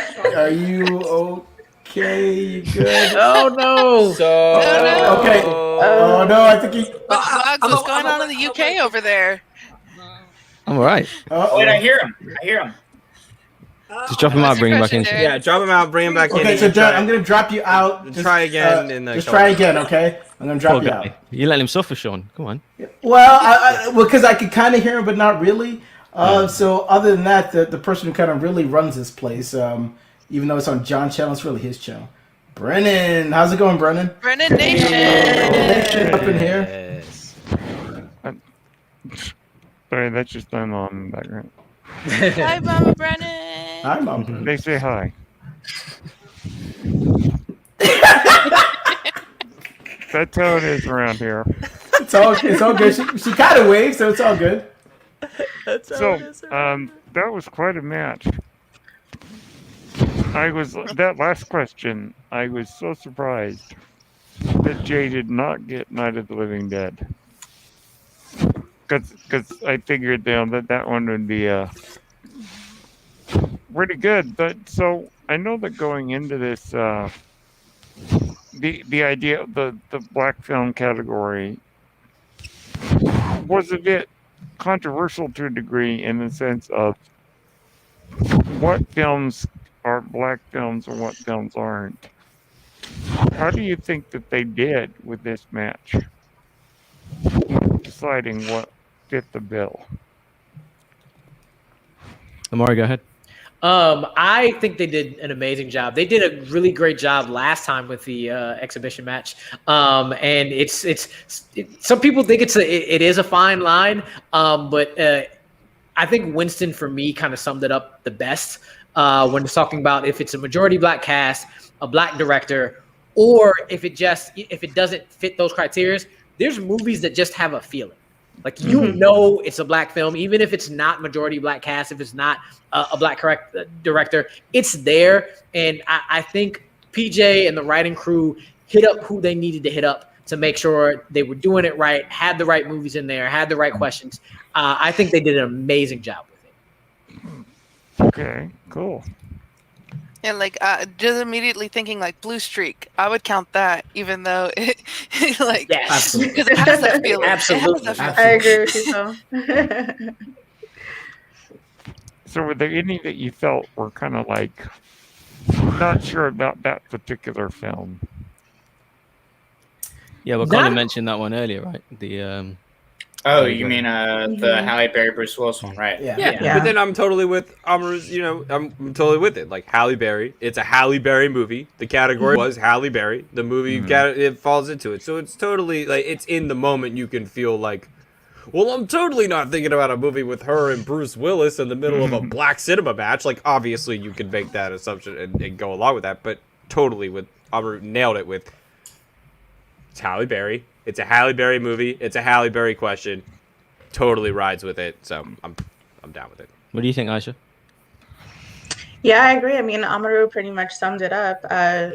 If there's a black story, if I can relate in any way to this person that's in the story, then it's a black film. It's all about relating. We all have our own stories. We all have our own things that we've gone through in life. So if you can relate to it at all, it's a black film. Simple as that. Very well said. Very well said. Well, yeah, all right. Thanks, guys. Anything Thank else, you, Brennan? Brennan. That's it from me. I'll be back later. Bye, bud. Thank you, Brennan. Bye, Brennan. All right, we'll see you back then. All right, man. Also, All right. shout out to somehow we got through this entire match, and for the good of the match, the integrity of the match, there was not a single Tyler Perry Medea movie question asked. I just think that it was for the good of the match, because I feel like for the first few years of the Schmodown,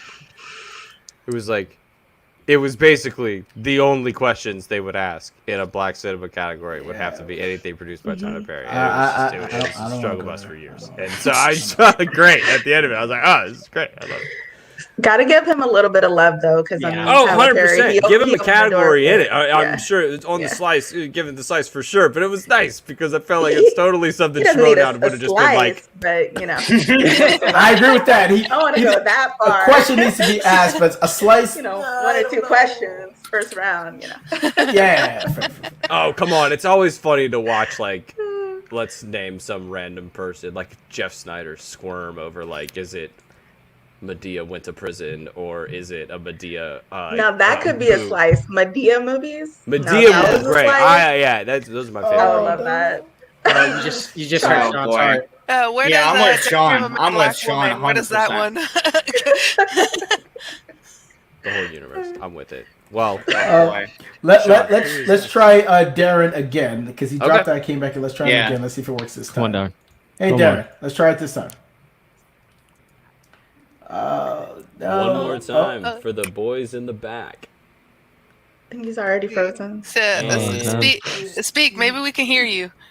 No. Oh, no, spinning wheel. Poor guys. Probably been waiting all week for this as well. Unfortunately. Poor I know. Can he just do voice and not camp? Maybe. You could try that. So, Darren, I'm gonna drop you out again if you can hear me. Just try not putting your camera on. See if that helps you. So I'll drop you out again. Poor Darren. All right.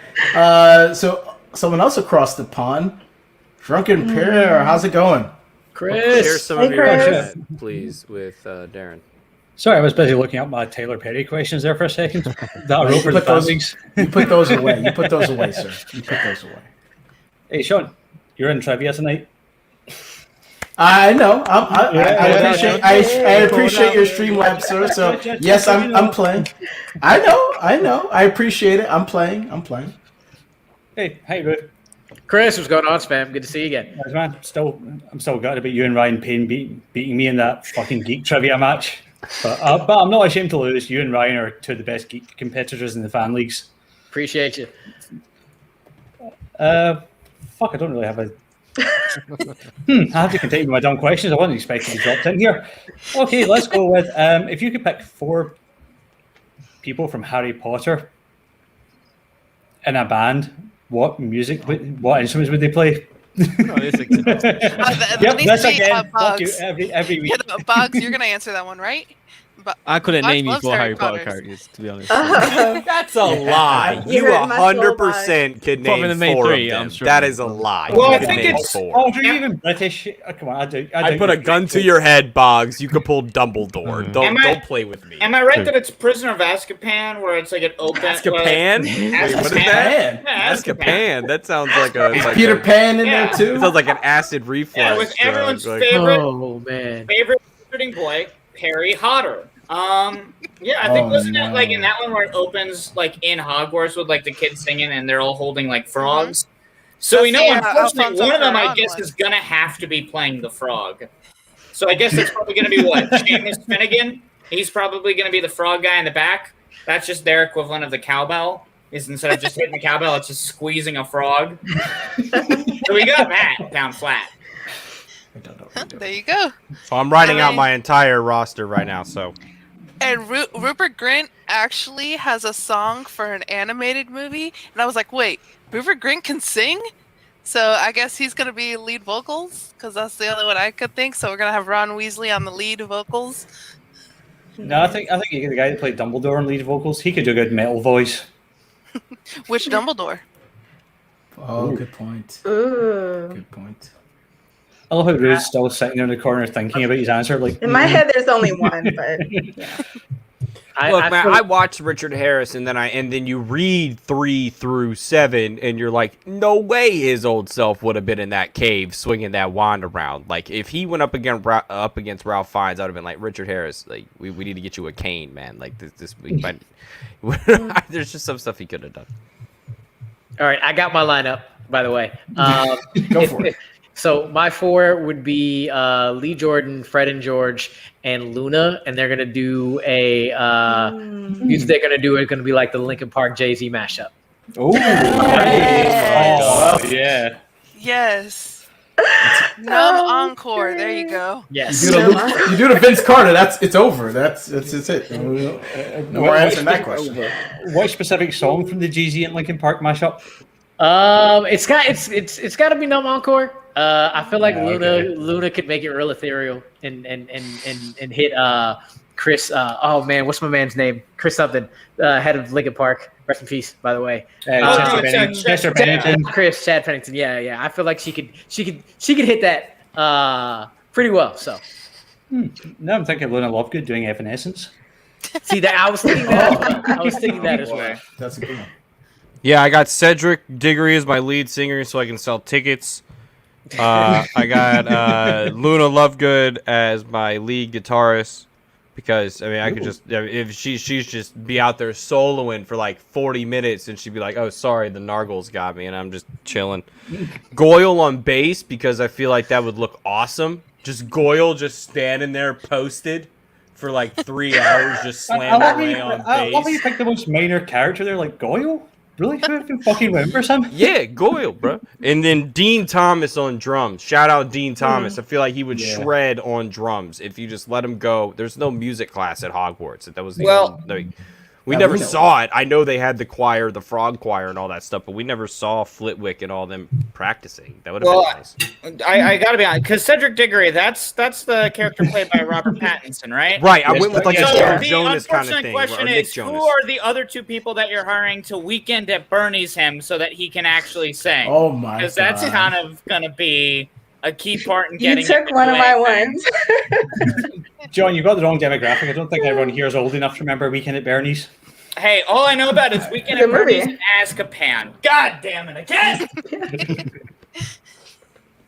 Aisha, did you have any or? Yeah, Cedric was going to be my lead singer because Pattinson has a lovely voice. And then I was going to have Fleur as the background singer so she can bring in the crowd, and mesmerize everyone. And then I was going to have Dobby on the side dancing for everybody. He could be the background dancer. Wait, Cedric can also play piano too, right? Because Pattinson played the piano in Twilight. Yes, there you go.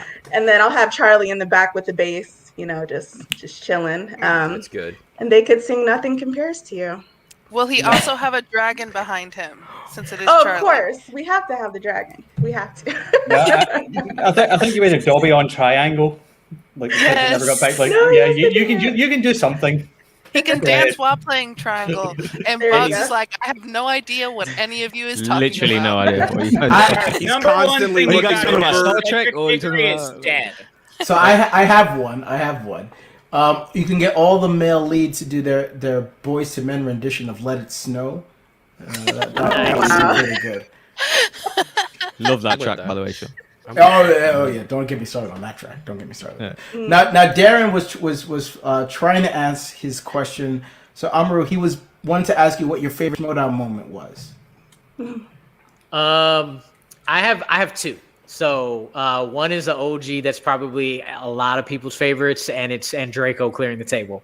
That is absolutely amazing. But I think my absolute favorite is what I thought should have won Moment of the Year last year. It was nominated for Entrance of the Year, but why am I blanking right now? I'm sorry. Greg Alba and John's team. Real Rejects coming in with and Roka taking the mask and then taking off the mask, giving it to him and putting it back on. I have not laughed that hard at anything Schmodown ever. That was my Moment of the Year last year. It was absolutely amazing. I love those two, and that should have won Entrance of the Year, Moment of the Year. Just it's a Hall of Fame moment and one of the greatest entrances I've ever seen. Brilliantly pulled off. And Darren in the chat going, man after my own heart, Amaru. Mine is Andraka posing as Finstock. That's a good one. That was a shocker. I mean, honestly, I was in the moment like, wait.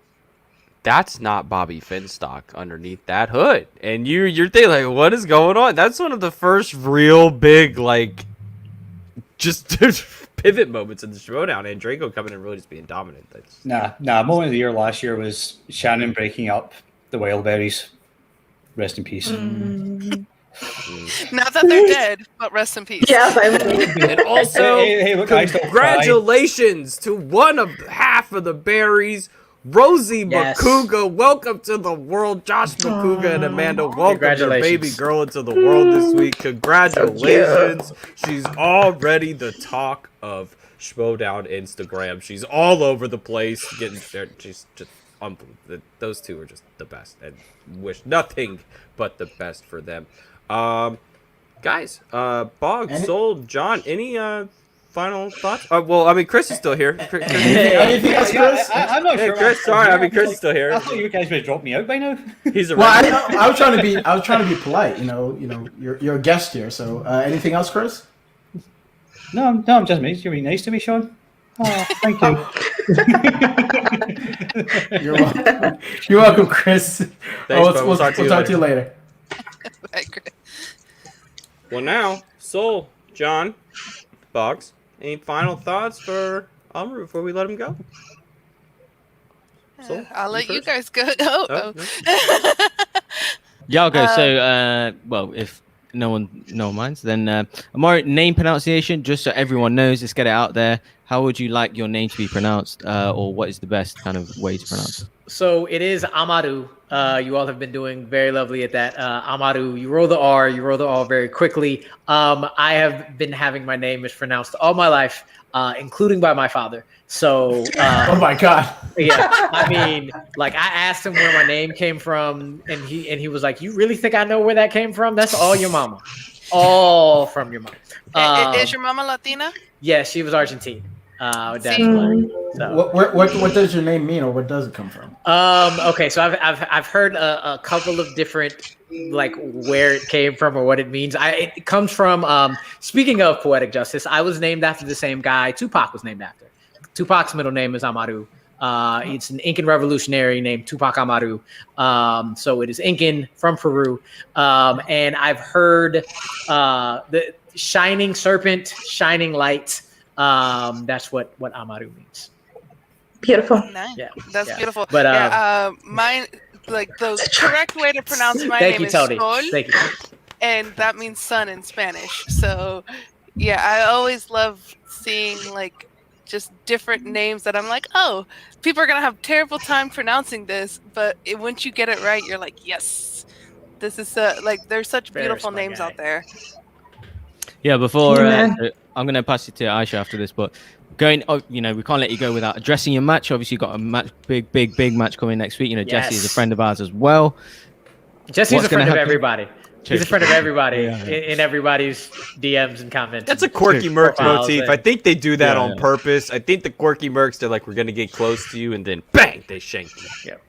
Yeah, So going into that, give us a yeah. what to So expect. going into that match, I know a lot of people are, especially because I'm coming from the fan leagues, are expecting me to kind of take this, run with it, blow them out. I actually studied with Jesse before the draft started, and that kind of helped both of us kind of know where we are. And the thing is, I know about him is that the amount of work he puts in getting his name out there is the amount of work he's going to put in for this match. I know that for a fact. So I'm coming in very confident.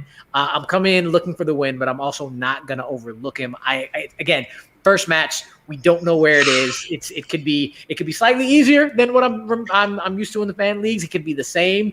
I just am going to go in making sure I handle what I need to handle. And I think what I have over him is the experience to know, no matter how I'm doing in the match, how to navigate that and make sure that I come out with the win no matter what. Goal, as long as I don't get to that 5-pointer, I'm happy, because that 5-pointer, as we saw in the exhibition match, can do anything to anybody. So that's what I'm trying to avoid. And Wednesday, everybody will see how that goes. I just know me and Jesse are going to put on a good show. So. Okay, so guess first, Aisha, please. Any question for Amaru, if you want? Yeah, well, since you're such a Harry Potter fan, let me think.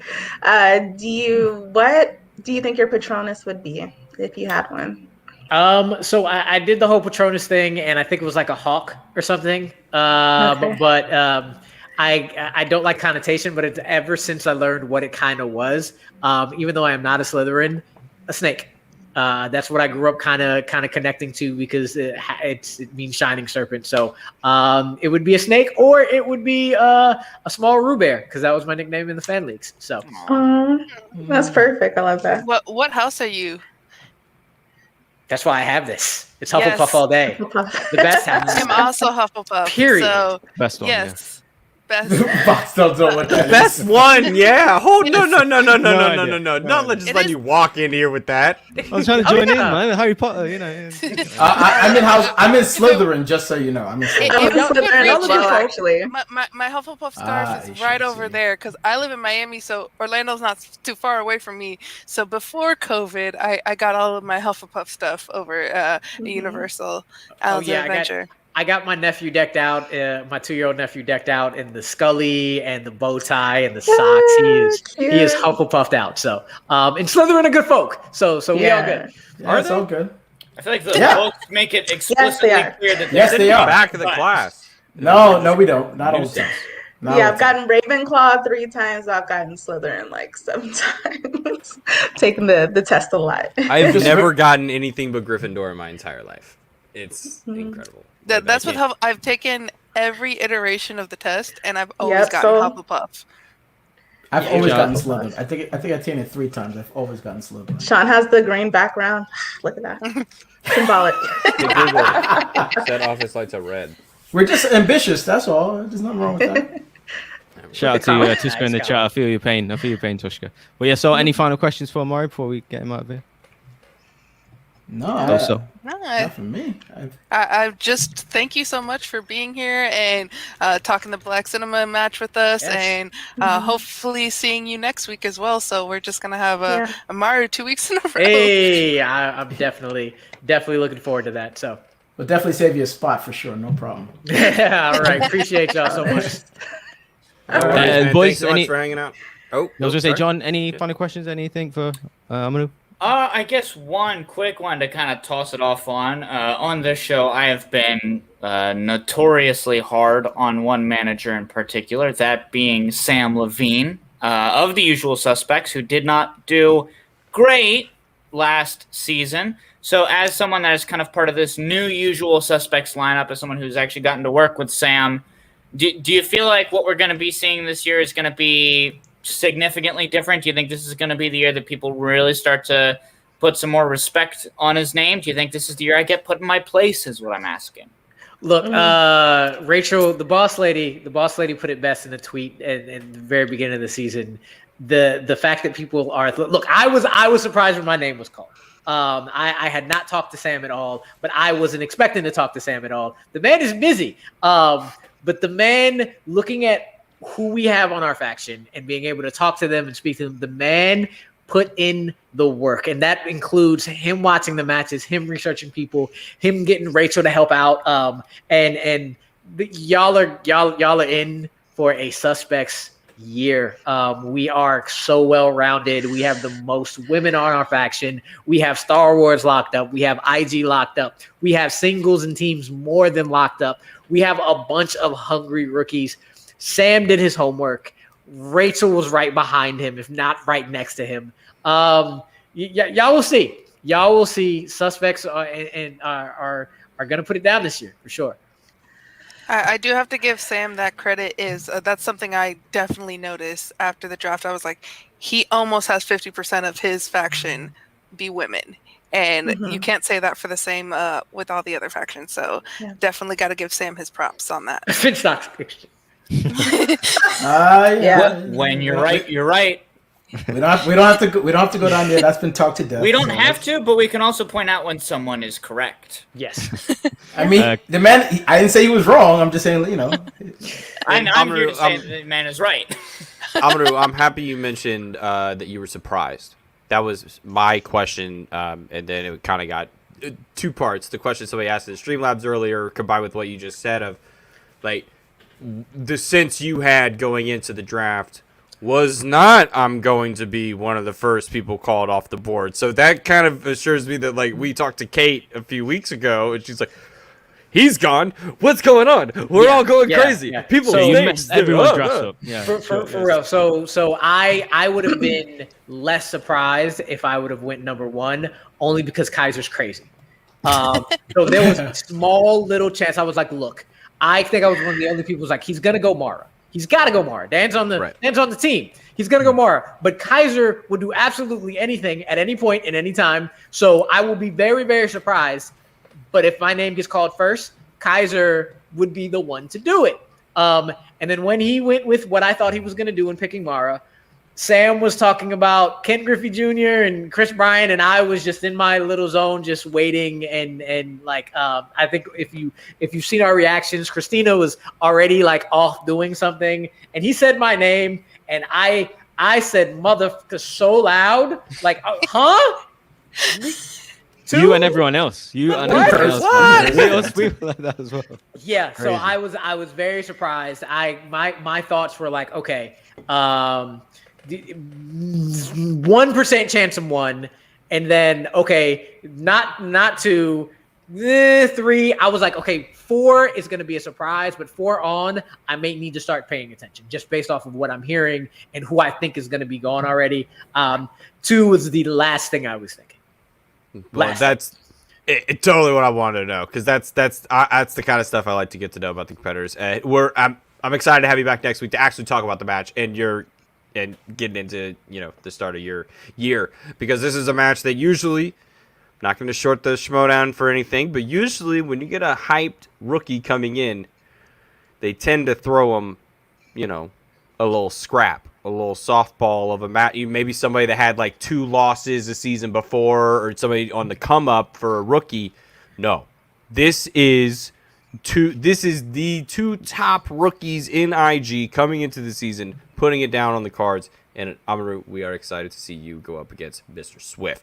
So thank you so much for hanging out with us today, sir. Had a great time, y'all. We'll see you next week. And good luck, man. And good luck on Wednesday. Thank you. Is there anything you want to plug before you leave? Yeah, plug yourself. Plug yourself away. Yeah. You can find me at my name in IG, Twitter, and Facebook. It's Nick888221 on Twitter. Reviews, Yuri Reviews. I have a YouTube channel called Yuri Reviews, URI, and then Reviews. It's RU instead of RE.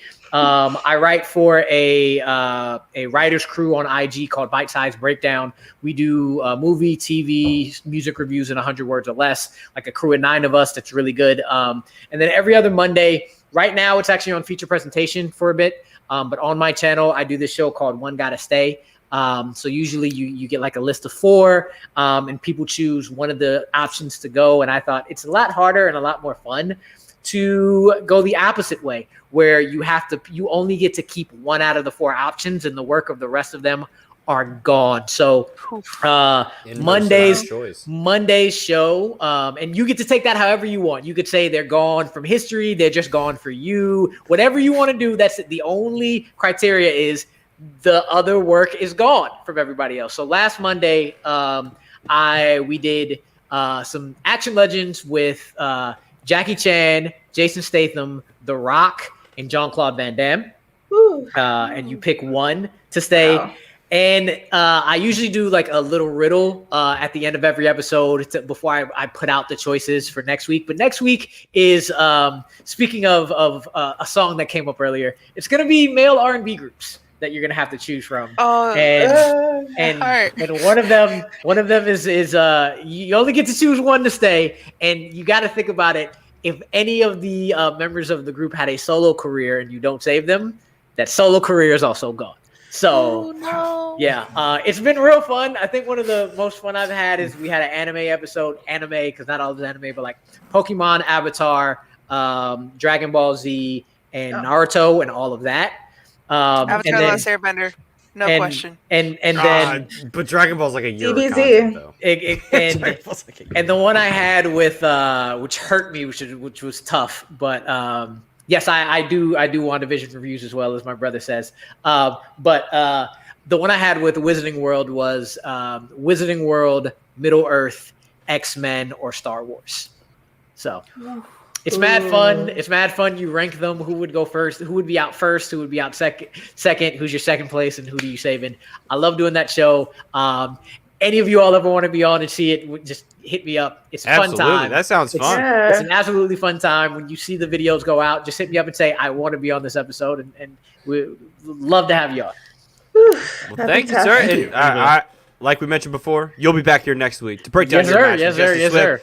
So, Amaru, thank you so much for hanging out, brother. You've been great to hang out with, man. You're so much fun. We've been excited about this. So all the I rookies appreciate making it. the rounds, man. You're one of the best. So, thanks, man. Good luck to you. Good luck, brother. All See you next good week. luck. It's time to compete. No games. It's on. Sean, Are you ready, Sean? who out of the Brady Bunch 9? Who are the other 3 that are going to be joining this motley crew from the Outlaw Nation patrons, which you can be a part of? If you get in at the $10 level, you can come on in, play some trivia with us. We're okay. I'm all right. Right, Soul? Yeah. I'm okay at this? I'm not going to be good tonight. I don't know. This is what I gotta did say. tell. Let's go. I did tell Colin that if he does not get one of these questions right, I'm taking away his band kid card. So. Yeah. Yeah, well, you can Yes, take the it. famous film Band Kids, of course. Well, Honestly, it's only fitting that this person come where all back. kids are banned. Welcome back. Yeah, Chris. Made this possible, so made me playing possible. So let's go. Boom. I'm so sorry, Sean. I'm so sorry. Nah, it's fine. Boggs, how'd you do in the match, man? I did okay. I did better in round 2, I think, than I did in round 1, surprisingly. I felt like I had a better, grasp Yeah, of what same was going on kind in of round thing. 2. I did okay in round 1. Like, I felt like there was quite clear, more popular questions, like the more popular movies, like the more general ones, and there were obviously deeper ones or older ones that I didn't get. But yeah, no, I thought there were quite mainstream ones. There was a big, significant amount of mainstream questions, which I think everyone must have done okay with. But yeah, the deeper ones, like that first question, I was like, oh no, like this is tough. But yeah, it turned out okay. How's your I mean, internet, we'll see. This is the real test. Soul's I don't know. questions are Can gonna be you harder hear than me? them. Yes. Yes. I think we're Oh good. yeah. Welcome. Yes, my fucking teammate. What's your question, man? Oh, too late. Oh no, but I asked this question for. Someone tell Tushka to press record. Oh no! Why you gotta go there? Why? Who else is gonna come up? Come on. We got one done. spot We We left. got one more slot. You got till I come back. I'll be right back. I think Come on, someone's there. Brennan. They're just on a bathroom break or something. Come on, Brennan. Can we? Yeah, while people go to the bathroom, I'll just let people know that you could go to John Barr's personal YouTube channel where I have a whole video about what Hogwarts house I'm in. So I'm not gonna say. I know everybody else said which house they are. I'm not gonna freaking tell you. You really do. Yeah, I'm making plugs, Sean. This is what happens when 2 people go to the bathroom. It's John's time to shine. So I'm just gonna do that. Everyone knows when people go to the bathroom, that's when John is at his Oh, strongest. I think Darren's froze again. Darren, are you frozen again? No, he's there. I know He he's did just chilling. like Just chilling. a scary movie, like the way his internet worked. He went from here to So Darren, you're from Burton, right? I am, yes. I'm from Derby. Yes, I've been Oh, told a few weeks look ago. who's that's why I'm here. trying to get online. Yes. Oh, Tushka's here. Who just thought play nice, you'd boys. find 2 people so Samuel. close together from the UK? I know. Did you watch the match yesterday, Derby Forest? No, I heard about it. I don't really watch football anymore. Okay, fair enough. Yeah, 1-1. It was a crap game anyway, to be honest. Darren and Boggs talking about football is like when the rest of us talk about Harry Potter. Yes. We just sort of go, See, And then both of them I tune out. out. I'm I'm with you I'm there, the only boy Tushka. in the family No that idea. supports Derby. I'm a black sheep. Okay. Right. It's all right.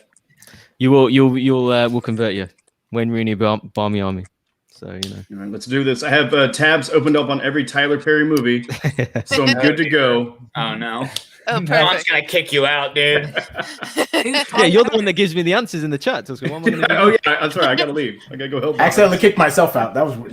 Yeah, I was just. Yeah, I was curious about. I wasn't gonna ask, but Yeah, I was gonna wait a few seconds to be like, he better come back. Yeah, I was gonna say you better read that next Streamlab too, because I paid money to make sure you stay in. Oh god. Oh. Okay, we're a bit behind on the streamlines. Apologize. Where's Brennan? I thought Brennan was good. Oh, jeez, wow. Oh no, I was just winding you up.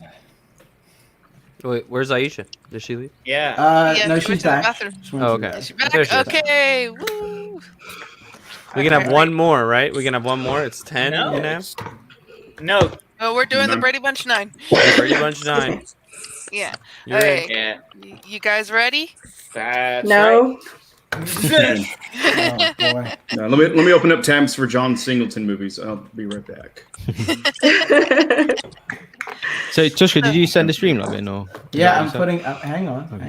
Yeah, you're good. Sean's doing What- a what's great the job. thing? Right I'm here. send it He's to the right wrong here. one. Ask the question. No, I can't see it. I always send stuff to Rokas whenever I'm on SEN or Impolite Truths because it just automatically pops up in the autocorrect or autofill. So I'm always constantly like, hey, can I have my money back? I'm sorry. My bad. Sorry, I didn't mean to give you money. Yeah, pretty much. Accident Yeah. charity. Yeah. Tushka's saying, just to make sure the best producer in the business plays trivia today. Much love to the whole crew and guest Aisha and Amaru.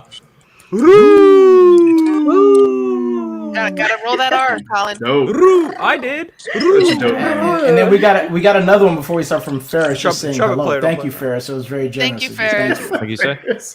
Ferris is always coming in. Hi. Hello. you. Yeah, he basically all he said was hello. Yeah, Took me just to one the word. yard on That's the Schmo Me the best. Money, too, man. Ferris don't play around. Yeah. Okay, so baby. we will have Yeah, 10 Patron here. questions in the Black Cinema category. You guys ready? Oh, Nope. Lord. Nope, let's do it. All right. Yeah. I just want to beat Sean. That's all I want to do. You just want to beat me? Wow. Sean, do you have a whiteboard? I have my tablet, so I'm fine. He's got his phone as well. Yeah, He's finally entered the- hands up. I mean, Wait. For the Yeah, first relax. question, in Undercover Brother, how did Lance the intern, played by Neil Patrick Harris, come to work for the Brotherhood? Jeez. As ever. Soul with the 10-point questions. Yeah. It's like you're auditioning for PJ or something.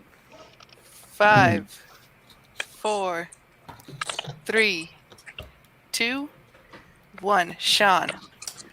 affirmative action, man. Come on. That is correct. Boggs. I said he won a competition. I didn't know. Incorrect. John. Yeah, just because it's Neil Patrick Harris, I sang a very convincing song. Incorrect.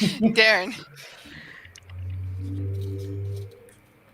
Oh, Darren. oh no, Darren, no. Dude, Oh, wait. I saw him slightly move. he's just staring at us. No, He's he's moving. moving. Oh, oh yeah, Can you go on, hear Darren. Well, What's your answer? What's your did you answer? get it? Darren, we don't know what your answer was. Oh no. Oh, This no. is- Right. Oh, I think he's writing it down. He's right. He's so delayed. Why Why not? Masters. Why not? Oh, okay. I didn't get it. Okay. Best 0-1 team ever. Then, Chris. Why not? I couldn't quite finish my answer. I just wrote he was an ex-white supremacist who was a snitch. What? like an ex-KKK member who turned... Wrong number. Colin. Why not? It's affirmative action. Yeah, wrong number of Yes, I white got it. people. Whatever the right answer is. And Aisha. Couldn't remember. Sorry. Okay. Okay, And then The way he hold on, we just gotta shout out the way MPH actually like comes in to like the super fancy spy room that's already catching everybody off guard, and he's dressed completely out of character. Like I think he went full like Jamie Kennedy in Malibu's Most Wanted, like suede matching tracksuit. It's phenomenal. Yeah. See, if you'd asked Neil Patrick Harris question about Harold and Kumar, I would have got it. All right. And the question number 2. What is the name of the barber shop in Coming to America? Oh my god. What? Man, you got to give some softballs. Wow. I don't think it's just like it's like a worn down door, right? It These hasn't are even got a heaters. name on And top. Peggy's in the chat. She's probably gonna get this too. 5, 4. Oh my god. Repeat the question. Repeat the question. Yes, please. What is the name of the barber shop in Coming to America?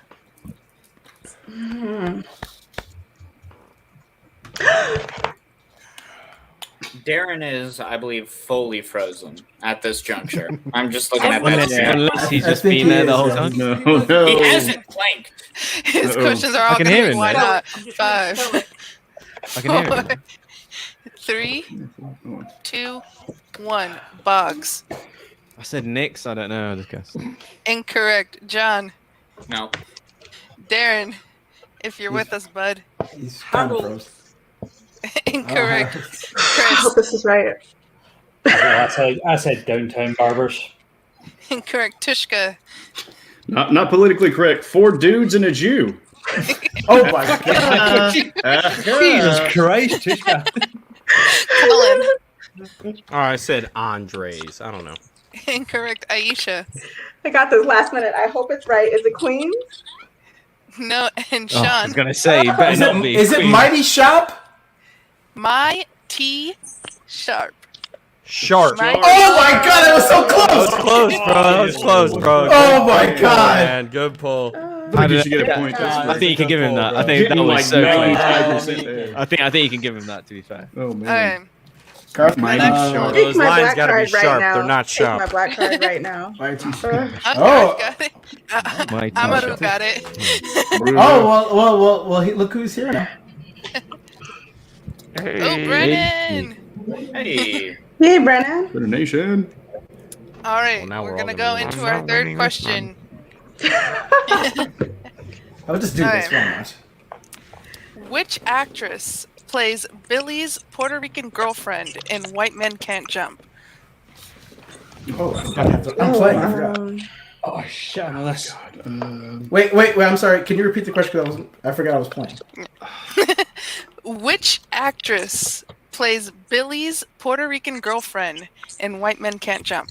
Oh, okay. I literally watched this last week. Oh, I literally watched this 2 weeks ago.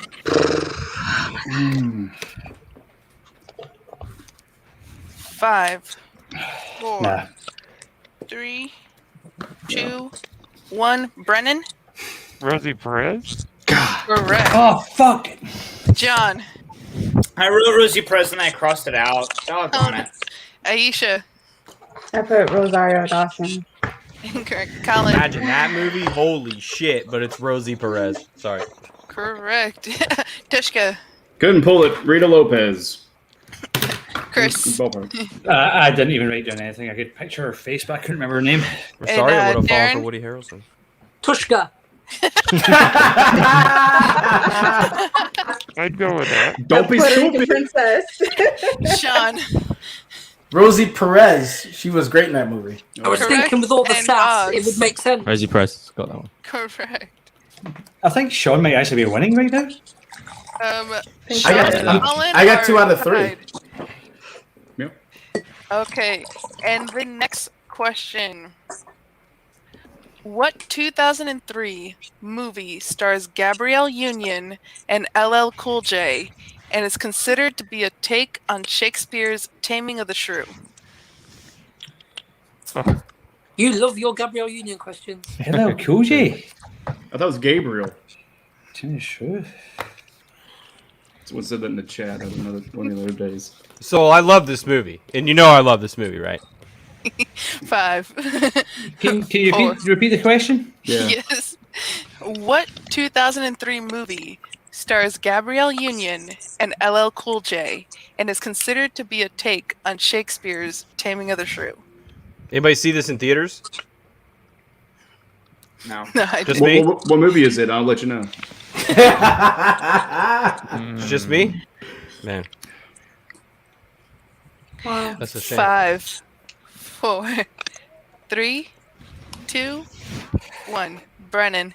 I have no idea. And then Aisha. I know the movie, but I can't remember the name. Colin.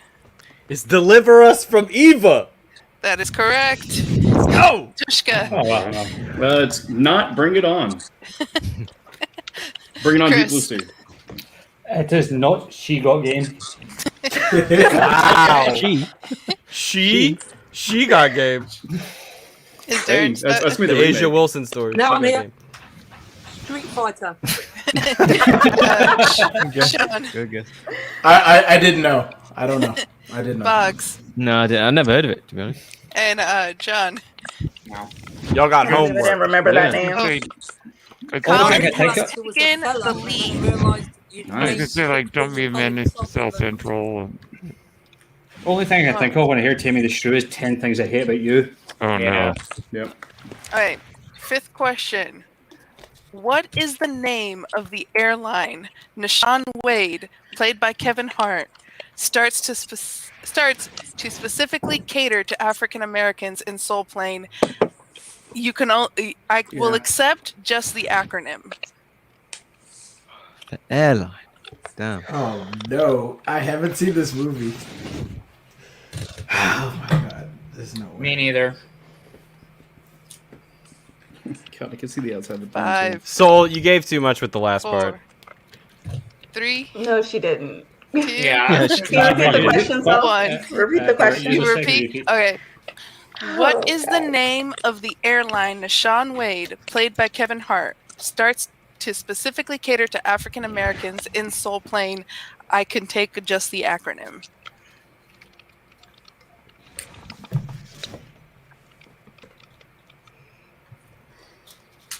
I 5, have something, but I'm like, that's too obvious. No, it's not. Do it. 3, That's Pull the something that's trigger. too racist. 2, Oh no, please don't show that. 1. Stop. Brennan. BLM? Incorrect. Too soon for that. Too early. Colin. Like the- Well, the actual answer is Nashawn Wade Airline, but NWA is the acronym that you were looking for. Correct. Nice. Tishka. I was kind of channeling my inner Klee Wiggins. Black plane. Chris. PFW. I don't know, I put what?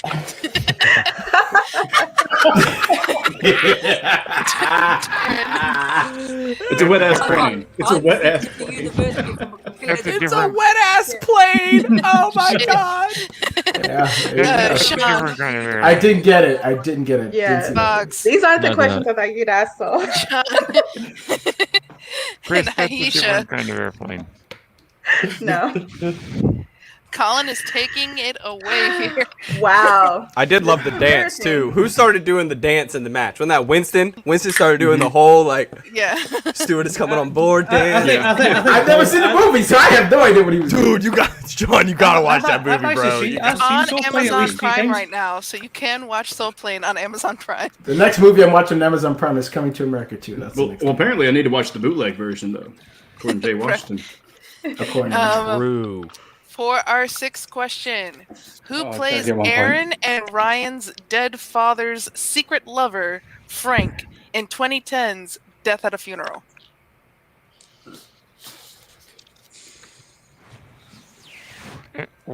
Can you Yeah.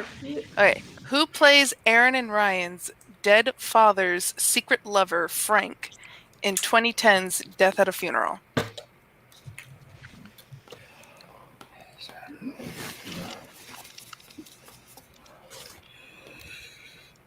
Like I'm at 5, a batting cage without a bat. 4, Just 3, use my face. 2, Feels like a Harry Potter round. 1. Brennan. I'm just gonna take a wild stab. Samuel L. Jackson. Incorrect. Tishka. I know he was in the movie. I'm pretty sure. Dan Glover. Incorrect. Darren. Christopher Walken. Incorrect. Sean. I thought it was Danny Glover too. So Incorrect. Bugs. Cuba Gooding Jr. Incorrect. John. Isn't Peter Dinklage in that movie? It is Peter Dinklage. That's right. Okay. Good job, John. Yeah. Aisha. Yeah, Tyrion. I couldn't pull his last name for some reason. Colin. Look, all right. Shout out one to Frank Oz for directing the movie and dealing with all the people that were in this film. But oh, sorry, that's my arm. It's Peter Dinklage. All right. I'm Well, that doing makes so This is why I bad. don't do trivia. I didn't Terrible. deserve to get that one right. I'm For gonna the be record, honest. I put Tyler Perry. So I am putting that down for every answer that I don't know from now on. All right. John, with 1 point, you're in third place. Oh. Okay. Who plays Dr. Lee, the band director for Atlanta A&T in Drumline? Finally, one I have. I can get. God, please. I've never heard of that movie. Are you? You've never heard of Drumline? You've never heard of it? They Are you just kidding asked me? about it in the match we just reviewed. Yeah. Drumline. So can you repeat? It was Repeat. I'll repeat, but it was Clea Wiggins went to the college where they shot this. This was her Oh, 3-point okay. question.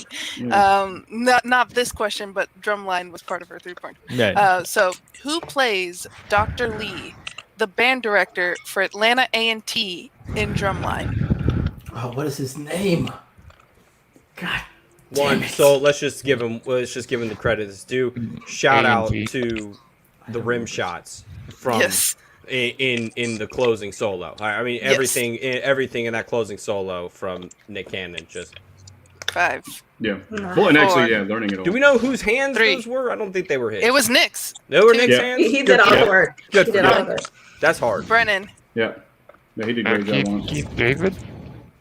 Incorrect. And then I think it is Chris. Denzel Washington as Tyler Perry.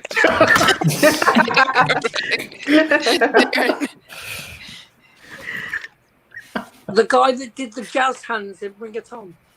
Incorrect. Sean. I know who it is. I can't pull his name. I know who exactly who it is. I can't pull his name. Bugs. I said J.K. Simmons. I don't know. Incorrect. Right. That's the light Aisha. version of this. Whiplash. Orlando Jones. Damn it! That's who it was. The only point I Yes, get. yeah. Oh, God, I knew his name. Yep, Colin. Hit it. Orlando Jones. Hit it. And Tushka. Peter Dinklage? I saw his face, and I just Yeah. couldn't pull his name. I can't pull names at all. The damn 7-Up guy. I'm Wow. sorry. Good If call. you guys don't get this one because it's a great movie. In Girls Trip, Oh, what no. fruit did Dina, played by Tiffany Haddish, use to give her friends sex advice? If I'm correct, this is also Do I guess or do I classic. continue to go for That's comedy quite a answers? mental image. I'm gonna rewrite it. I mean, I feel like there's an easy 4. answer, but I feel like that's the wrong answer. I'm pretty sure that's where it comes from. Or, 2, yeah. 1. Brennan. A pear? Incorrect. Darren. Hold on. Nope. I'm going to need to stop on that for a second and try to figure out how exactly what advice we would get from a pair, but that's a different podcast. Darren. Pineapple. Incorrect. Sean. Oh my. I'm trying to remember. Was it a grapefruit? That is Oh, yeah. correct. Oh, thank God! I was shit. Bugs. I said banana. John. Fair. Also Based fair. on the classic internet video, it is in fact grapefruit. I don't know why I'm holding it up. There's no world in which you can read it, but I wrote it. Yeah. Aisha. Yeah, grapefruit. And Colin. It was a grapefruit. I'm trying to mentally picture that. And The- Tushka. The Yeah, shit the is movie. not BANANAS.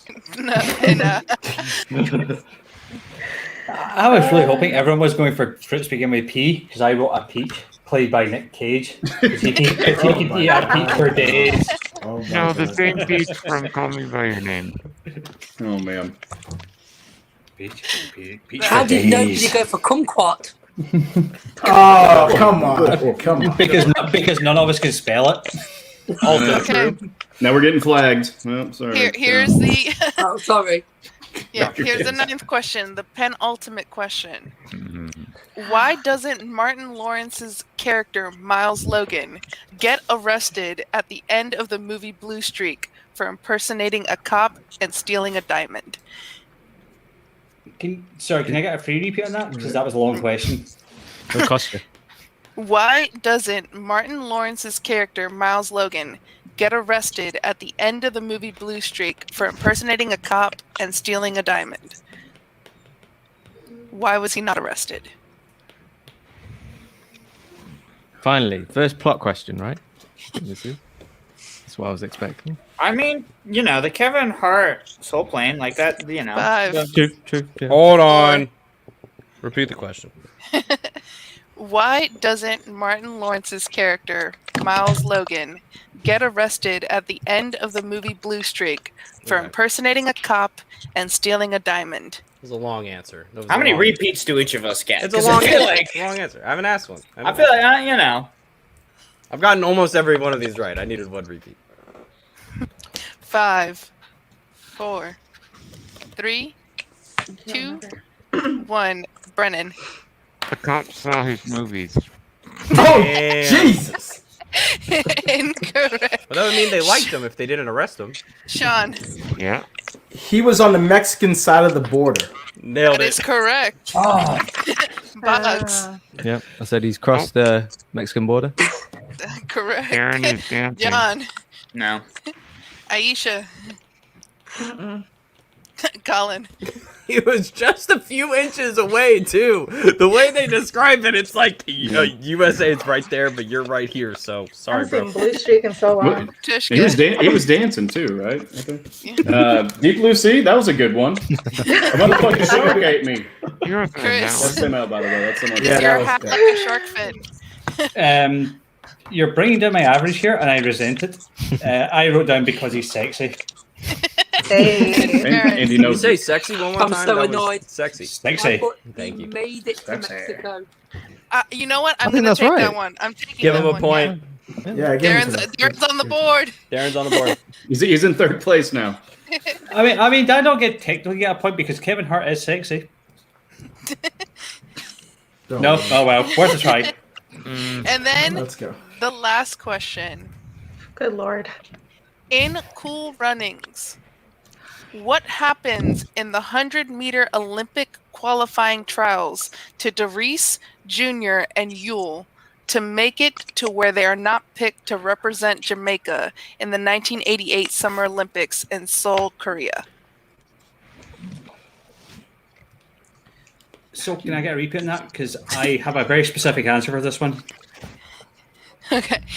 In Cool Runnings, what happens in the 100-meter Olympic qualifying trials to Darius, Jr., and Yule to make it to where they were not picked to represent Jamaica in the 1988 Summer Olympics in Seoul, Korea? God, I love this film. Darren's got it. 5, I've got this I'm in wrong, the- and I I'm in know the I back. have, and I'm going to kick Three. In myself. the bath. 2, 1. Brennan. They tripped. That is correct.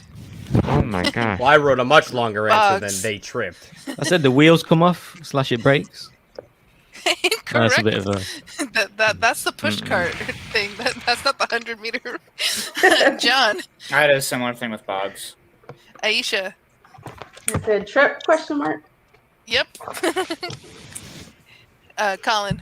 Well, one, this happens because Sanka, you got to kiss the egg. Just kiss the egg, and Just none be of this lucky would egg. kiss the egg, and none of this would I have ain't happened. kissing no Darius egg. stumbles, causing all of them to not be able to get into. That's incorrect. I ain't kissing no egg. That And part then- did kill. Correct. Tishka. He illegally brought an egg on the plane. It was not up to TSA standards. And That'd be 6 Chris. ounces. Well, I thought my answer was going to be very specific until I saw Colin's, but I put the tripped over a shoelace. I will take it just because I did trip. I forget exactly why he tripped, but he did trip, so I'm going to take it, Chris. Because he didn't kiss the egg. You and didn't ask, you are on the board, Chris. you didn't ask me Darren. so. Oh, Sean. I am Oh. not that you're not yet, Sean. Paciencia. Darren. Specifically, all 3 of the other runners were tripped over by Junior Breville. He fell, Correct. knocking the other 3 Nice, out. Darren. Yeah, Bonus point. Boom. And Sean. because he's I so put damn the- big. They tripped and fell. Correct. And then they kissed the lucky egg. Because Sanka wasn't running, so that's why the lucky had been. The Good winner Good of job, the lying Black down your Cinema head. trivia match is Colin. Ay, ay, ay. Congrats. Congratulations, Colin. Colin gets to go to the cookout, I guess. Colin only missed For now. one question. He I had got fried- 9 correct. Wow. I had a lot of Great fried job, food this Colin. week. It was That was prep for hard. this. I got That was Those were hard, Very so hard. those were No, super Yeah, hard. I didn't think you were gonna ask those type of questions. Yeah, Sean got We're going a 5, different Boggs route. got 2, Aisha got 3, John got 2, Chris got 1, Darren got 2, and Brendan got 2, and Tush got Terrible. a fat 0. I'm sorry. Okay, man. well, Fish being as good as the it was best. an egg. You got to kiss the egg. Oh, In my defense, I was expecting a lot more Wesley Snipes questions. Okay, so homework for everyone.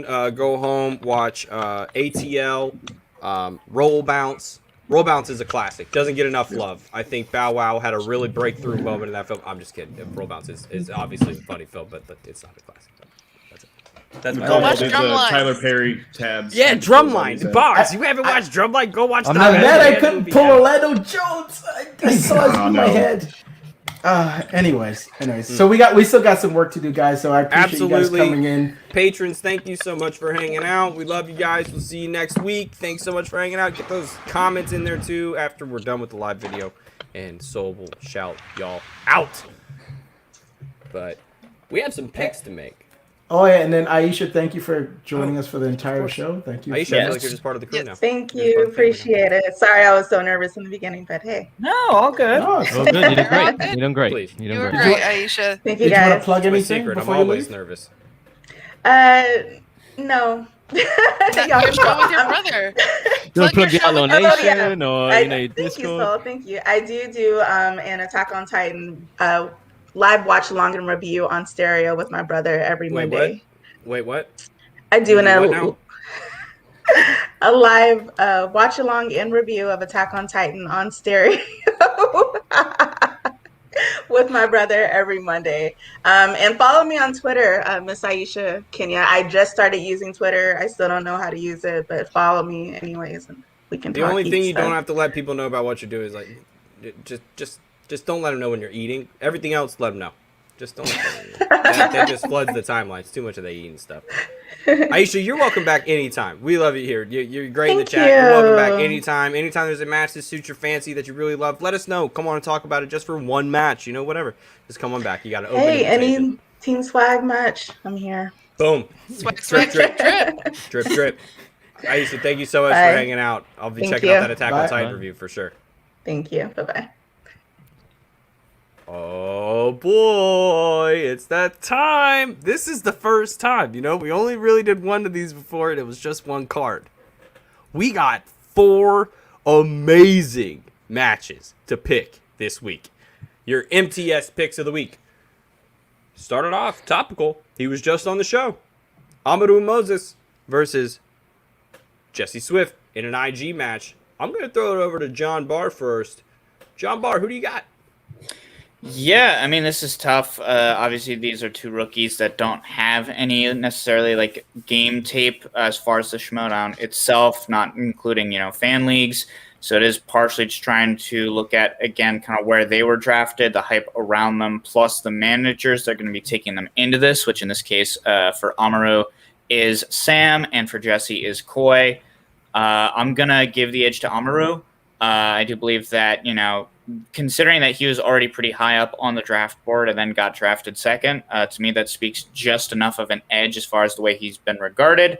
So I'm going to say edge to Amaru. Fantastic. Can't deny any of that. Soul, over to you. Who does the librarian take this week?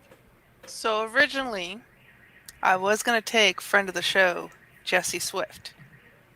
But then, when Amaru said, I want to see the people who don't want me to win.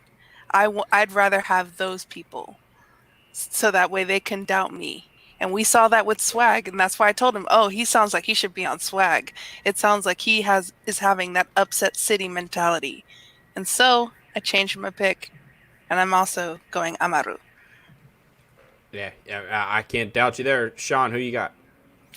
I mean, I was a little undecided before we started recording. I was curious what Amaru was going to say when he came on here, and then he pretty much convinced me to pick for him, and plus, because he said if you come after him, he'll cut you. So I don't want him coming after me, so I'm going to pick him.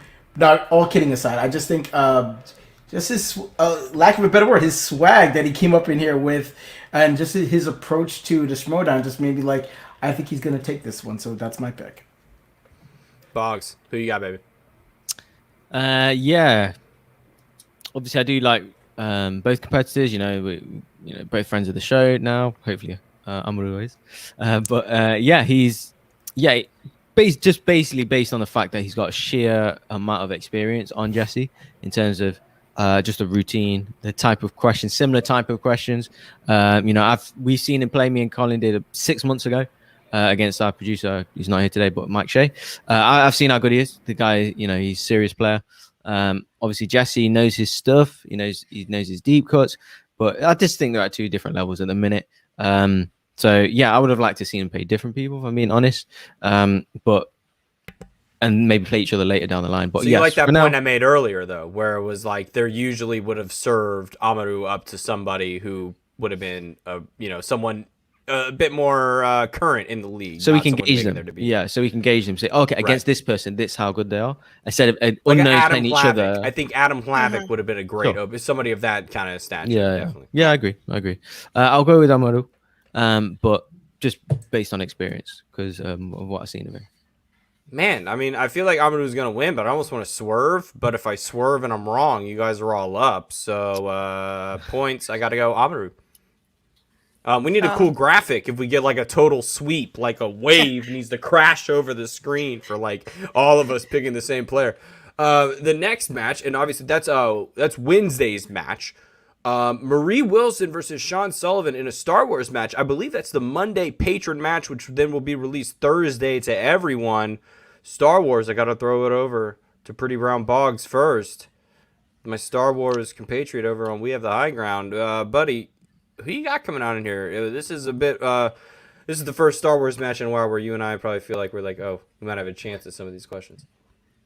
No, I don't think so. I say that every time. And then every time we know nothing. When I watch the match, I'm like, no. Like beforehand, I think, yeah, I can do it. And then I think, oh, damn. So, no. So, obviously, this is the first Dragon Con player playing. So, a lot of anticipation going into this one. See the level that are at. And based on pure knowledge, yes, Marie you would think is the favorite, I'd say. But I'm going to go for the underdog. I'm going to go for Sean. I'm going to go with the man with more Schmodown experience.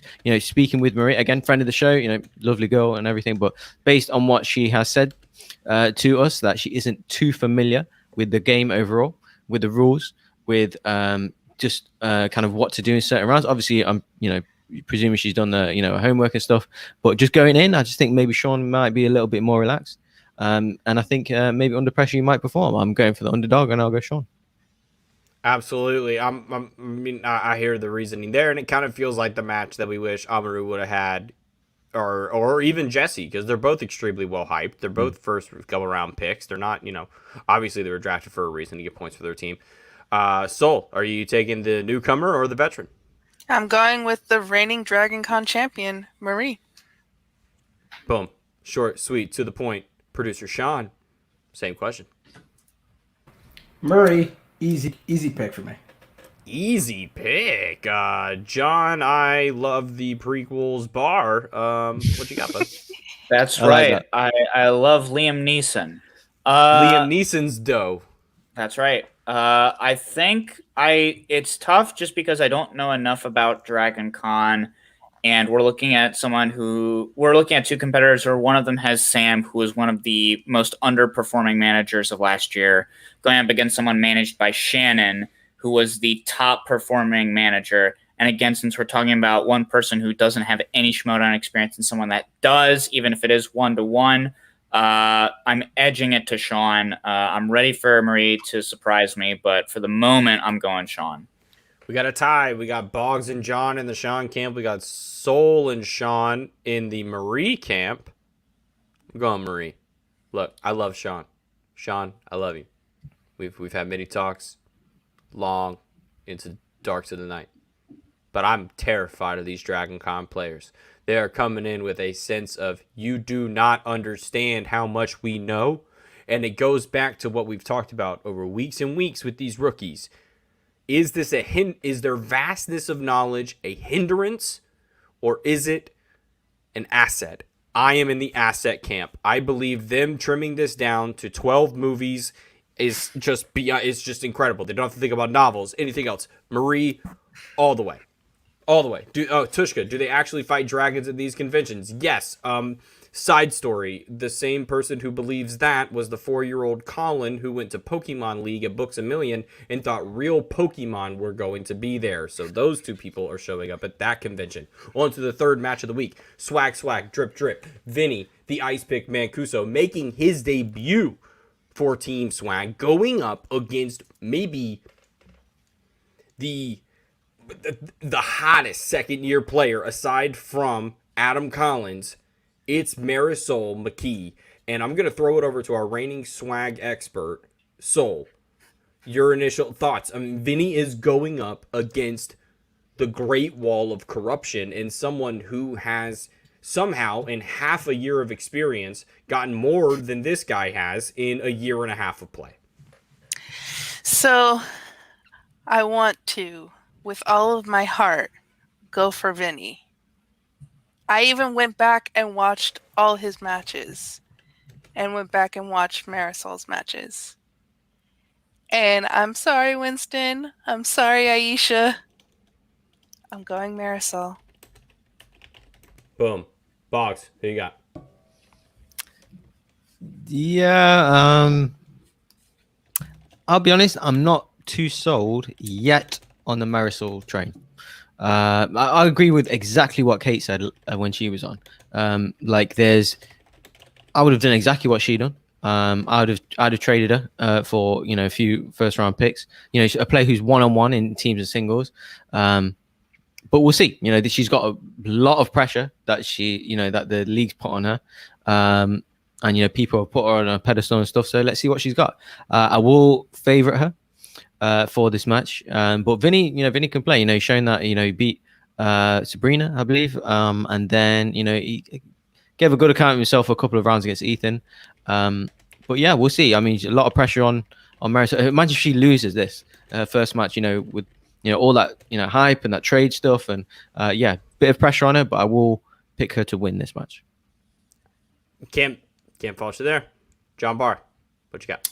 Yeah, I'm also going Marisol. I feel like the game footage that we got from her last season was enough for me, where I'm like, yeah, that's good enough for me to believe, especially because, again, we got some solid footage of Vinny. I think he's a fine player. I have no problems with him by any stretch of the means, but I feel like Marisol right now has got the heat, deservedly so, behind her, so I'm going Marisol. Yeah, I would say it's a different conversation if in the teams tournament, we hadn't seen her really take the reins at the end of that match when Adam was having some connection issues in the final round, and she's really... There were moments there where she's like, nah, I fucking know this. They get off my... I know this. I'm going to answer the question. Sorry, guys. We're having issues, but I know the answer. Sorry, and this is right. And she was right most of the time. So for me, I got to go Marisol. Vinny, it's unfortunate, man. You're just going up against a Titan right now who's got everything going behind her. And if Marisol loses this match, the biggest winner isn't even on screen. The winner is Kate Mulligan. Biggest winner of the night, if Marisol walks out with an L, is Kate Mulligan, because she automatically wins. Because by this, then, Marisol's out for however long. I mean, you lose realistically in the old days when we're studio matches. You're not playing for a minute, right? So we think about this realistically. She might not be playing until maybe a second match, and then even one just before the singles tournament. Who knows? But Marisol, I'm taking in this match specifically. Vinny is just too much to go against. Sean, your pick. I think Marisol has a lot to prove in this match, considering the trade and everything. So I hear what Kate's saying, but for me, I think she just got a wave of momentum going into this match, and I just think Vinny hasn't played in a long time. So I just think with all those factors, I gotta go Marisol. And shout out to Garth McMurray in the chat. Soul says swag. Sorry, Winston and Aisha, guys. Dang. Let me get that on a t-shirt. Apologize all around. Sorry, everyone. Sorry. And, hey, I can at least say Marisol has my name is in her name. So, therefore, I can go for her. That's fair. That's fair. All right. It's time to get sweaty. It's time to get controversial. We have a number one contenders match in the singles division, where Jeff the Snyder going up against Dangerous Dan Murrell. This is Dungeon versus the Stars. This is Dan's first appearance as a member of the Dungeon. Sean, you're a fan of Dan. I know you're a Danger man. He's one of the greats and he's one of the GOATs. Is this the time for Dan to continue to his another rise to the top, or is Jeff gonna have something to say about that? I think Dan, when he cut that promo right before the draft, where he's just going to make everybody's life miserable, I think that starts with Jeff Snyder. So I think Dan is going to not TKO Jeff. I think it's going to be a good match, but I can't see a scenario where Jeff pulls this out against Dan. I think there might even be a factor where Roxy kind of has to talk Jeff back into the match, especially if Dan gets ahead maybe in the first or second round. Jeff might start doubting himself. So I just think as long as Dan gets a lead, which I think he will, I think Jeff might start to doubt himself and he'll coast. So I'm just going to go with Dan. Absolutely. Over to Boggs. I know that Jeff was your player of the year last year, so your expectations for this match, I mean, it's his first trip, but he's going up against arguably the greatest of all time. Come on, Jeff Snyder. This is yours to lose. Come on, man. You've been wanting this guy for years. Let's show you you're the best singles player in the game. This is yours to lose. You're the man. Come on, Jeff. I believe in you. He's one of the best players of all time. He's one of my favorite players of all time. Come on, Jeff. You can do it. Like, take this guy out and then rip the title from Collins. I'm fully backing Jeff Snyder all the way. And with a completely opposite opinion, John Barr. Yeah, this match is not Dan Murrell versus Jeff Snyder. Just like Sean was saying, this is a match of Dan Murrell versus Roxy's inevitable round 3 speech when Jeff spirals the second he goes 1 point behind. Like, if we're going to keep it just like a full buck, like Jeff Snyder did not beat Did you Ethan just Irwin. say keep it a buck? Yeah, I said keep it a buck. Jeff Snyder didn't beat Ethan Irwin. Roxy Stryer and Ethan Irwin beat Ethan Irwin. Jeff Snyder didn't beat Shazam. Roxy Stryer and Mark Andreyko beat Shazam. And I like Ethan Irwin a whole lot. I like William Bibiani. I like Brendan Meyer. None of them are as good as Dan Murrell. Dan Murrell, and especially now that Dan Murrell has something to prove, Kaiser's got something to prove, they're going to stomp out Jeff Snyder easily. Well, you guys put the ball on my court again. Only 3 rounds. Easy. See, here's the thing. A slight little preview of the match.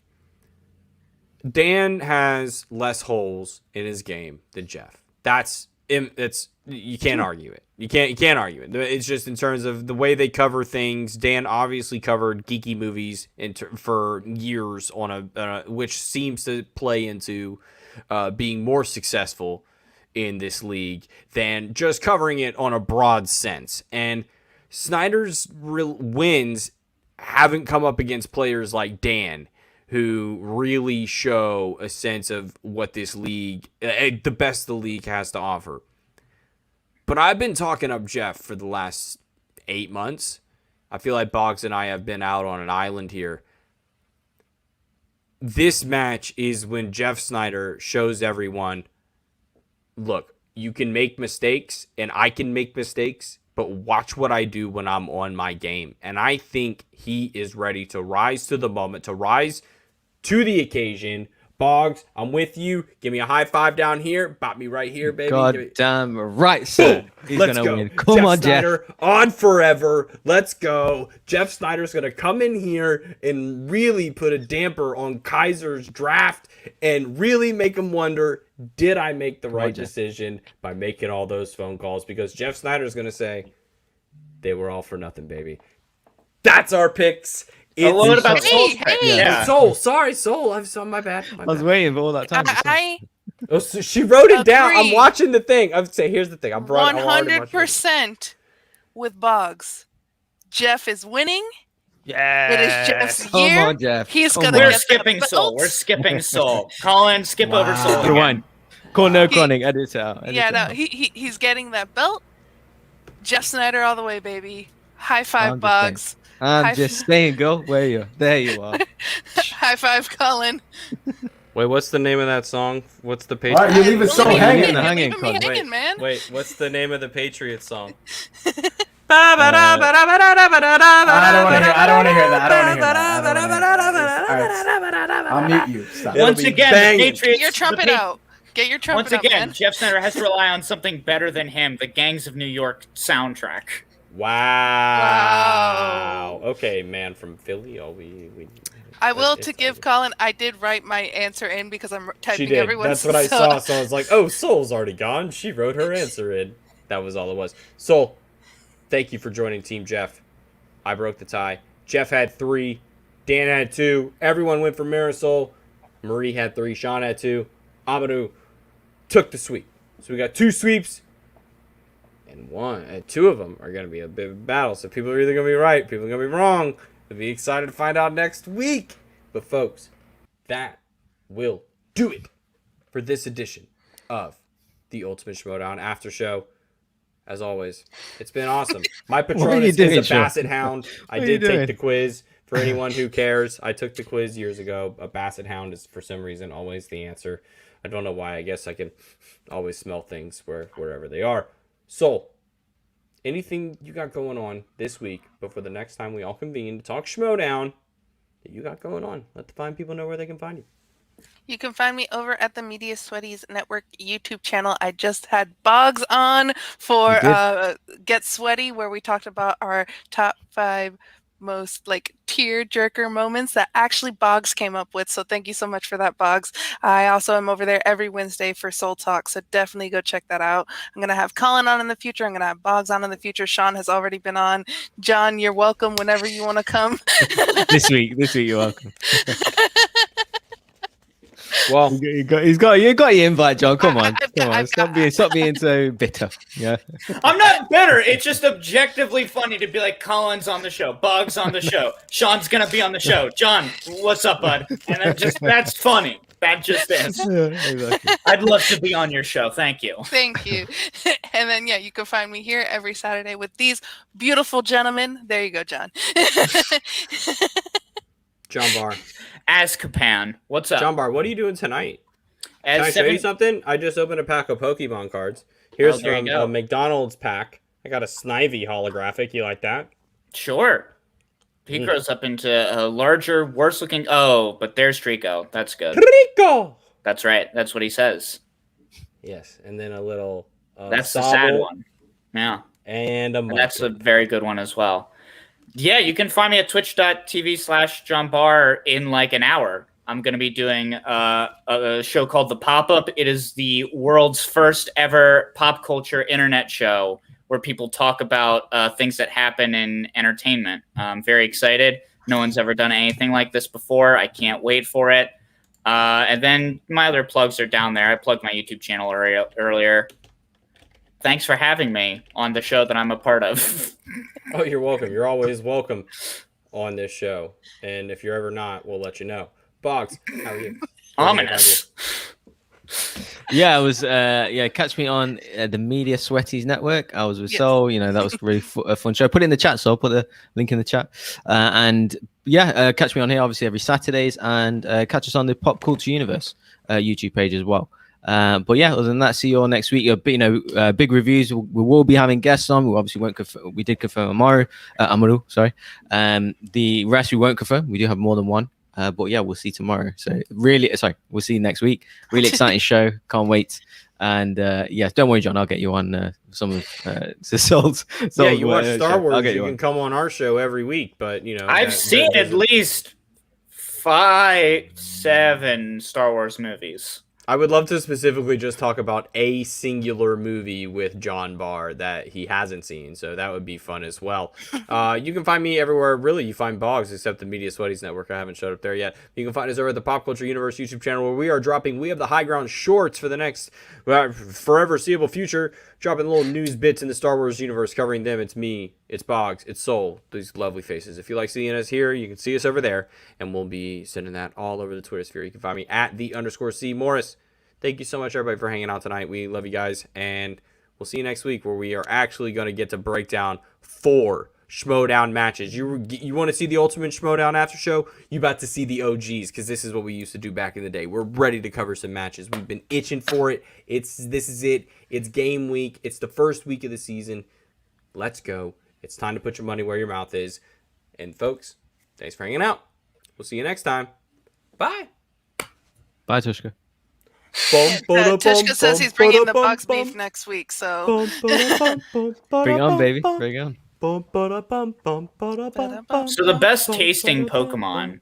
I know a lot of people have said Miltank Torchic. just because that's